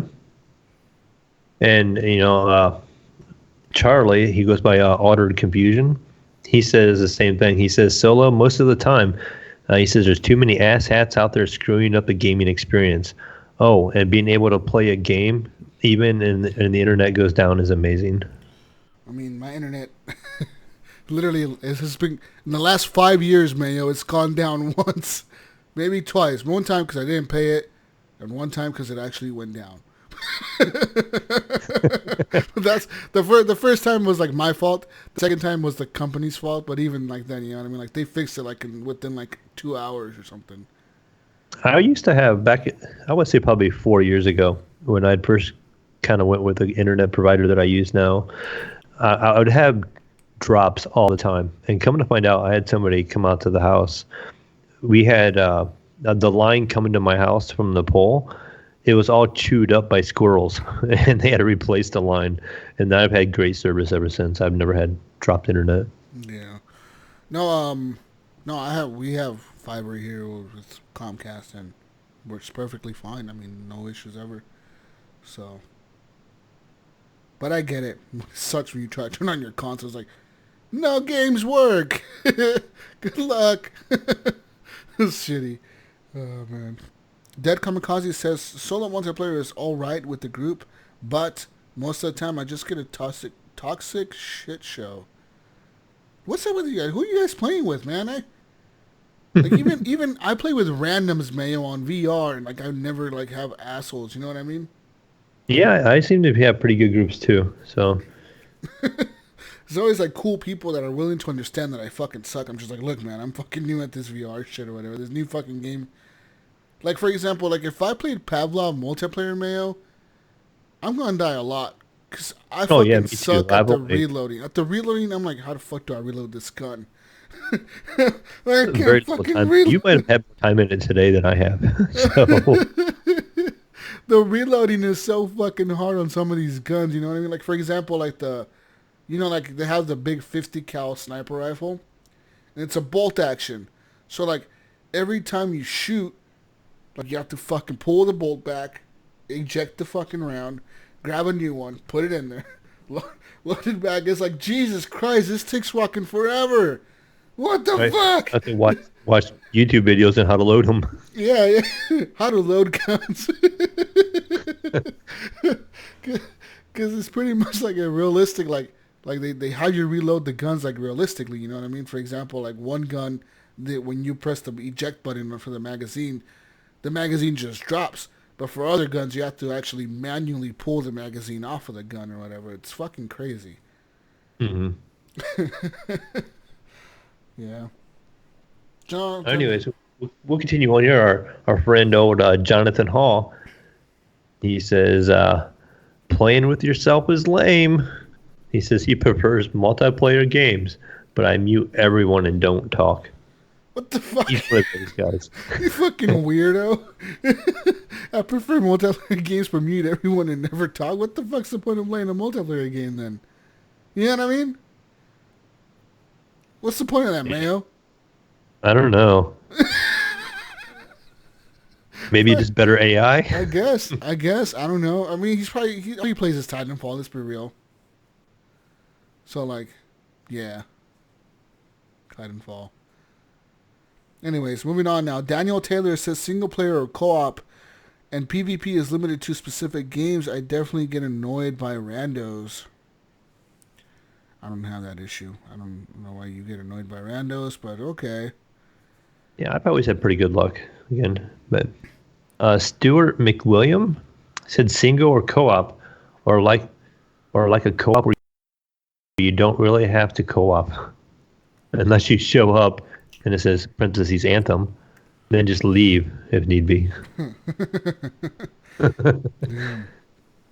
Rob Mustafa says multiplayer but can do solo. All right. That's short and sweet. We got Richard Jimerson. Yeah. He says it depends on the genre, but he says in most cases, if a game has a good story, he says he'll do the campaign before he jumps into the multiplayer. FPS, got to do multiplayer. Racing, he has to go to online also. He said outside of those, don't have much passion either way. Yeah, I agree with that. The genres really do affect the way I want to play a game. I feel like, for example, first-person shooters, yeah, I would want to be mostly multiplayer, unless it's like a VR situation where it's a really good, like, co-op versus AI, you know what I mean? Or something like that.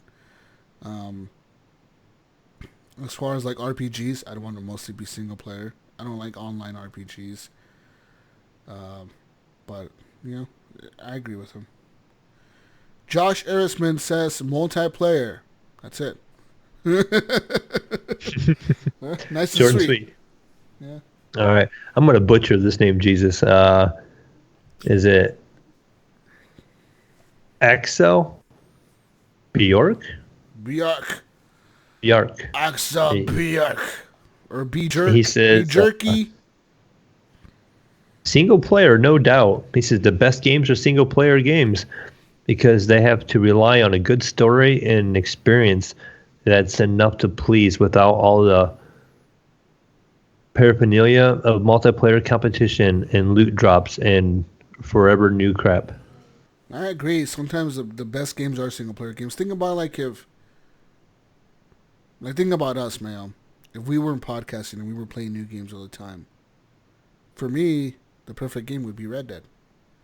Mm-hmm. I would probably still be playing Red Dead, you know, like Red Dead Redemption 2. You know what I mean? I would probably still be like just that. That's all I need. That's all fuck you, Mayo. That's all I need, motherfucker. Red Dead Redemption 2 is life. Or like maybe I've been like Grand Theft Auto. Yeah, or Grand Theft Auto Online or whatever. You know what I mean? Like just Skyrim.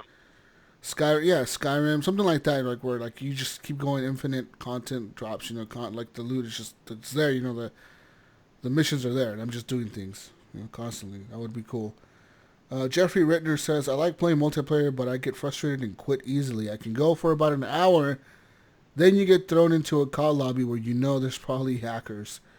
But you can't quite tell what they're doing. I don't rage quit. I want my XP.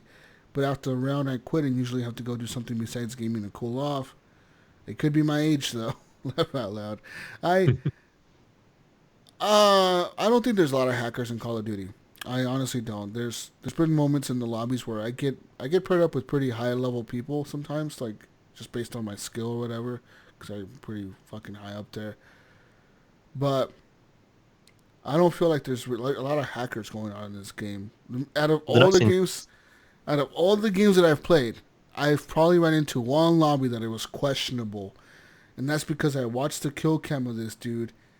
And his aiming was like snap. It wasn't like a gradual, like, you know how like usually you're aiming at somebody, you're moving the gun kind of, and you could see the player is moving the gun. This was like a snap motion, like he was like when he would like aim at somebody, it was like snap, like it was like instant like lock onto headshots, like snap movements, like his. And I was like, oh, that's probably a fucking aimbot or something, you know what I mean? But that's the only time I've ever seen that. Besides that, the nice thing is, with the kill cam, you can see that, but if you repeatedly have the same guy killing you the same way like that, then you can be like, all right, this guy has to be doing this guy has to be cheating or something. Yeah, and there's been only one time that I had some dude questionably be like, hey, this motherfucker's killed my team like 7 times in a row. What the fuck? None of us can kill him. We can't get close to him, and he's just killing us from across the map. What's going on here, you know?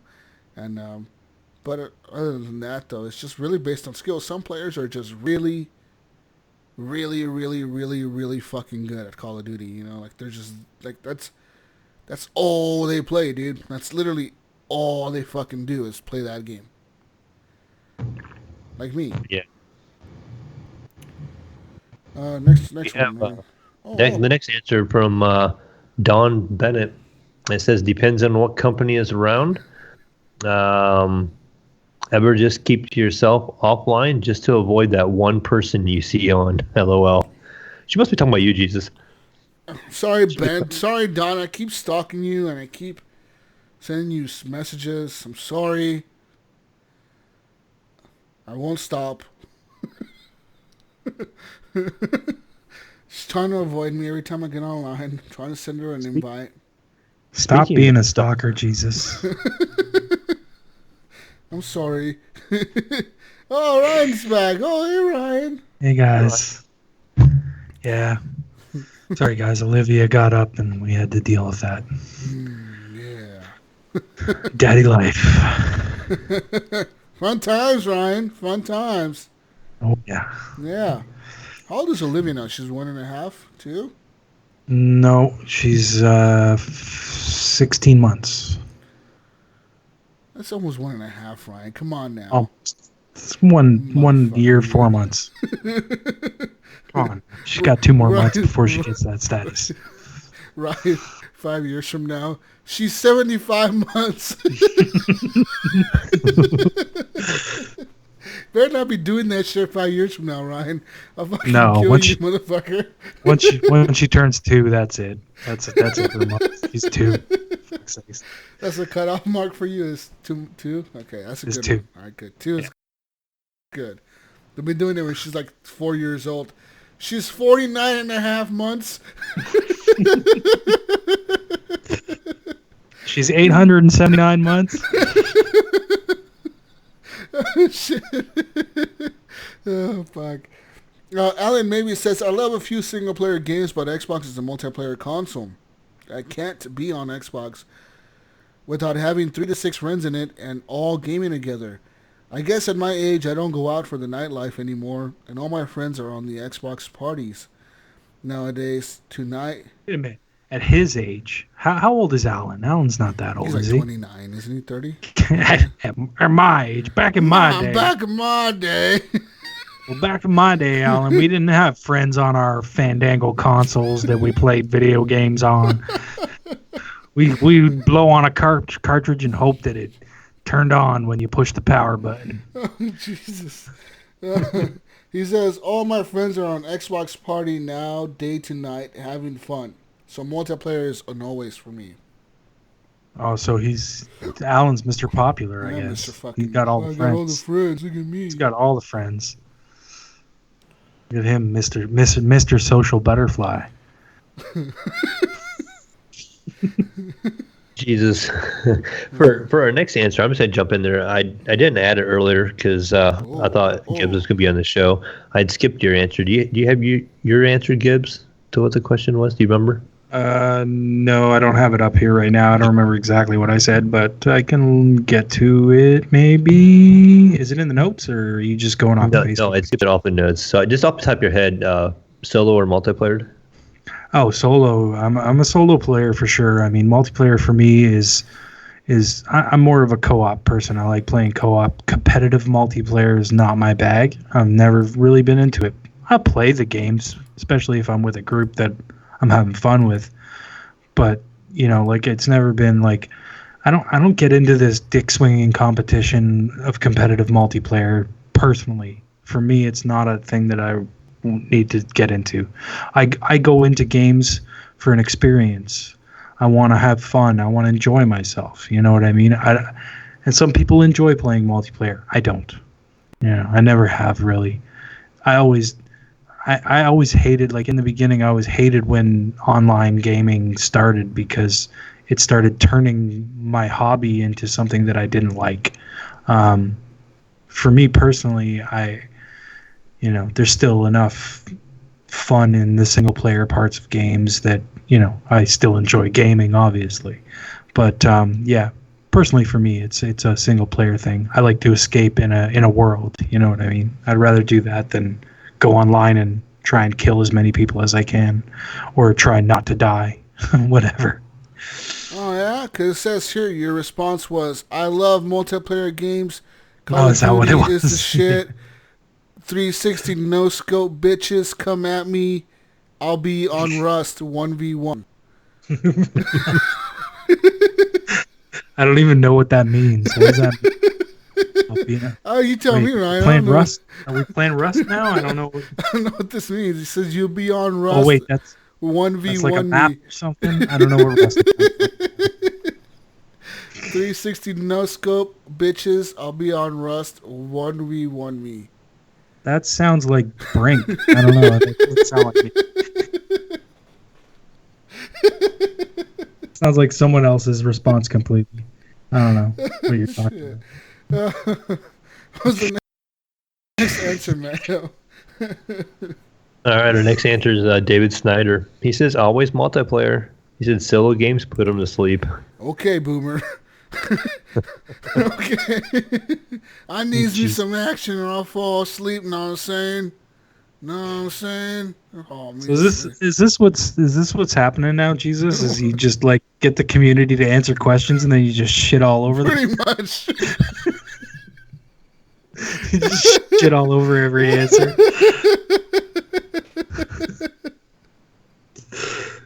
It's See, fun. community. It gets to know. Now you're entertaining Jesus instead of him entertaining you. There you go. Now they're gonna want Patreon money back. Okay. Yeah, you're gonna have to start paying them, Jesus. We get to know the community. I love Davis. Davis Snyder knows I'm just playing. Right, David? Partner. Christopher Dirtybot Morse says, it depends. I love playing multiplayer, but only with friends. Or people who can talk. What does that mean? People who can talk. Oh, well, people that Mics, right? will, Mics? will have mics. I think that's what he's saying, yeah. Okay, he's not being discriminatory against people that cannot talk. Christopher, I agree. I like people with microphones. Kills me in the VR that there's always people without fucking mics. It's like, come on, dude, turn your fucking mic on, Mayo. Now you know that Oculus that it has it built in, so you know they have a mic. Oh, where's the microphone? Can I mute it on there? Is there a mute button? Yeah, you can mute it in the dashboard on an Oculus, but a lot of the games offer that option to mute it in the game also. I don't want people hearing me make weird noises and shit when I'm fucking shooting at them. Yeah, you can mute it. Anyways, what's the next answer? All right, I'm gonna butcher this name too here. Is it Mikey? Zadok? Zalatic? His answer is just solo. Sorry, Mikey or Miki. It's probably Mikey, right? Might be Mickey. Could be Mickey. How would you say that last name? Zalatic? Yeah, something like that. I don't know. I'm not the best at pronouncing shit anyway, so.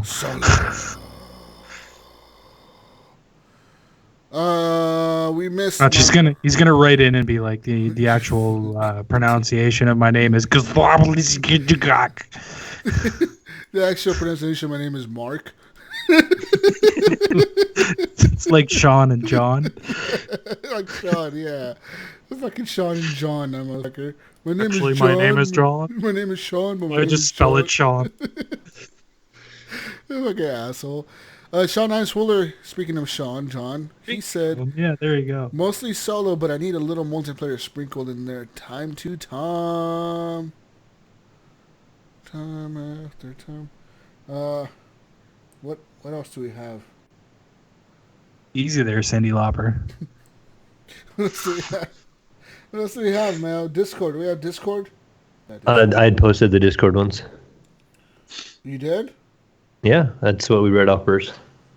Oh, well, okay. Well, never mind then. Never mind. I guess I'm done. I think it's all of our answers. Jesus. You never you mind. What is the community question for this week? Oh, I don't know. Think of one, Ryan. You're the guest.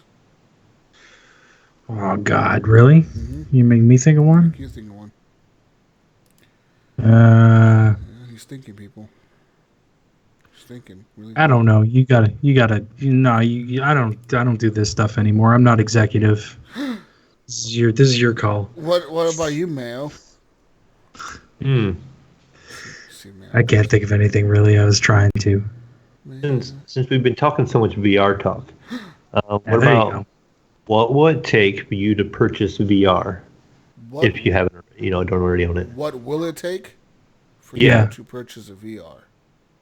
Any VR or just any VR? Yeah, any VR. Just any VR, just VR in general. There- Even Oculus Quest. Okay. All right. What No, would it like, What would it is take it- to get you on the VR train? With Is it Jesus and price? Mayo. Is it accessibility? Is it,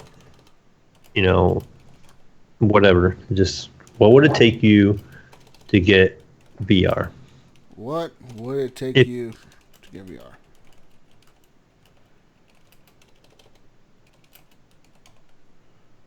If you don't already have it. What if you do have it, then what made you get it? Yeah, that works. Why not? And if you already do, what made you get it? There we go. Perfect. Question of the week, motherfucker. Alright. Post that shit. I'll post it on the All that Facebook. VR talk. Lots of VR talk coming up. Partner. Damn, Skippy. Jesus better get the money out of that headset. Yeah, partner. Yeah, fucking $400 headset, dude. He's gotta get more Patreon, so he's reaching out to the VR people. Yeah, reaching out to the VR people. Help me. Help me. But yeah, that's all we have for this week, people. You can find Ryan. Where can we find you, Ryan? You can find me on Xbox Live, Steam, PSN, all the places as Gib. Just Gib. Did you notice that? I'm just Gib now. What? I'm just Gib. No, I haven't noticed. Wait. Oh, bullshit. Yeah, I'm gonna go check right now. I still have hashtag 8777, but I'm just Gib. What? I think that only comes up for me. It comes up for you as just Gib, right? What? Let me check. Yeah. I think. Because when I looked at it, when I was logged into Kathy's thing, I looked at it and it said just Gib. But on my screen, it says Gib, hashtag 8777. Are you on? Well, I don't even see you on my friends list. What the fuck? Did you unfriend me, you asshole? No. What the fuck's going on here? It should be there. You're under my favorites, I think. That's what it is. Yeah, probably. Yeah. No, it still On says, Steam. It still says Gib On Steam, you're still 877. Gib 877. Does it really? Yeah. Because I checked with Kathy's and it said Gib. That's weird. But does it say hashtag 8777? Oh, No? not on Steam. It should. That's weird. Not on Steam. No. On Xbox. No, on Xbox you are Gib 87777. No, that's too many sevens. You got the friend. You friended the wrong person, man. The wrong Gib the whole time. Why does he have an HGP logo on his shit? What's going on here? I don't know. It's pretty obvious. Everyone just steals that art. Yeah, just everyone uses it for whatever. Like, no, you're still Gib Okay. 8777. I think if you search for me as Gib, it'll come up. I think you're full of shit. Mine says, "Well, I could take a picture of show you." It says hashtag Don't lie to me, 877. Ryan. You're still Gib 877. Why are you lying to the community? I don't want any friends. Stay away from me. For solo player games. You prefer solo player games, guys. That's right. I don't want to play multiplayer, guys. Yeah. I don't know. It's weird. And I thought it did show because, like I said, I checked through Kathy's profile and it showed up as just Gib on hers. All right. Well, So I just figured it was. I guess I was wrong. What the fuck? he's wrong. I wonder if maybe it's only on the console that shows that. I have no idea. But you know when they did that change where you can change your gamer tag and have your numbers like be something else? like be after a hashtag kind of thing, like the Blizzard accounts and all that shit. That's when I did it. I changed it to just Gib. Maybe you need to refresh or something. I don't know. You're weird. Pretty fresh. Your shit's weird. Your shit's just weird, motherfucker. Anyways, you can find me on the VR chat as Jesus Walks Lots. Go talk to Jesus in VR. You can find me in the Oculus as Jesus Walks a Lot. You can find me on everywhere else as Jesus Walks a Lot. Pretty much, yeah, everywhere, like everywhere. Yeah, like, everywhere now. Even Twitter, everywhere, even everywhere. Just fucking Jesus Walks a Lot. That's the best way, man. Yeah. Finally got it on play. I think PlayStation finally got tired of me tweeting at them, and they finally fixed that. Because every so often I would just tweet at them and keep fucking tagging them and tweeting them, and then they finally got tired of seeing my shit, and was like, "Fuck it." I think this Jesus guy is annoying. I think what got to them was the fact that I told them that Xbox let me do it, and they wouldn't. I'm like, "What the fuck? Xbox lets me do this. Why won't you?" And then they're like, all right, fuck it, we gotta let him do it if Xbox does it. But anyways, yeah, can we find you, Mayo? Mayo? You're going to find me on Steam as the Mayo 1. You're going to find me on Origin now as Chinese Mayo. No, I'm just kidding. As the Mayo 1. And you're going to find me on Discord as the Mayo. The guy who hacked you probably had coronavirus. Yeah, he probably really wanted to play now Apex. You're infected. He sent it through the internet. He really wanted to play Apex. And you gave that player the opportunity. You were like a Make-A-Wish Foundation. Now your Origin account. Now your Origin account has coronavirus. With all that, high tier, all those skins, unlock stuff, all the battle passes that I didn't complete. He has all that stuff. He wanted all those skins. He wanted to just be that purple Pathfinder from Twitch Prime. And you had him. So he needed, that was his Make-A-Wish. So the Make-A-Wish Foundation helped him hack your account. Hacked into your account. And they gave it to him. And they're like, here you go. There you go. Yeah, you're gonna get a letter back from Respawn saying we traced it back to the Make-A-Wish Foundation.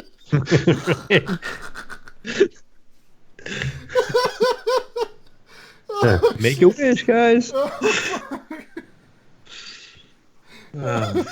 So fucked up. Are you still recording? What's going on? Okay, bye everyone. Gunny, you can find Gunny on top of a mountain skiing. Did you see the picture he sent? He sent a picture? Yeah, there's a picture in the chat. He's got a little sled that he's doing the Gunny stare. He's doing the Gunny and a deer headlight stare, just like. I haven't seen him do that in a long time.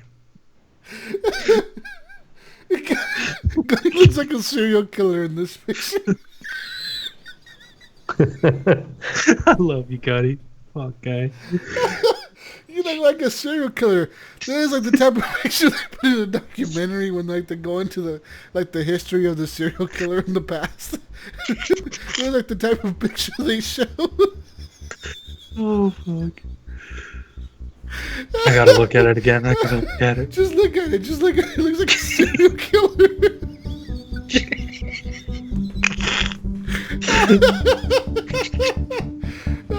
We love you, Gunny. Find Gunny Chief on everything. He's Gunny Chief. He's HGP Gunny Chief. HGP Gunny. Oh, HGP Gunny. _ Gunny, I think, on PlayStation. And we love you guys. Peace out, Brussels sprouts. We'll see you on the next edition of the Horrible Gamers podcast. And we'll put this picture of Gunny's serial killer picture on Facebook if he lets us. Bye. Love you guys. Bye.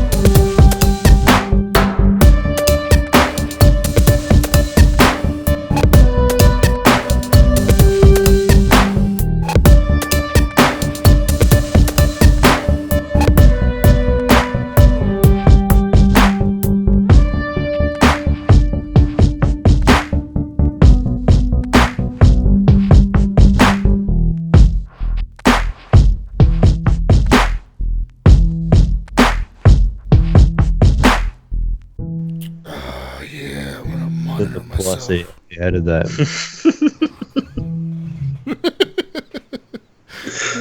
Yeah. Oh yeah.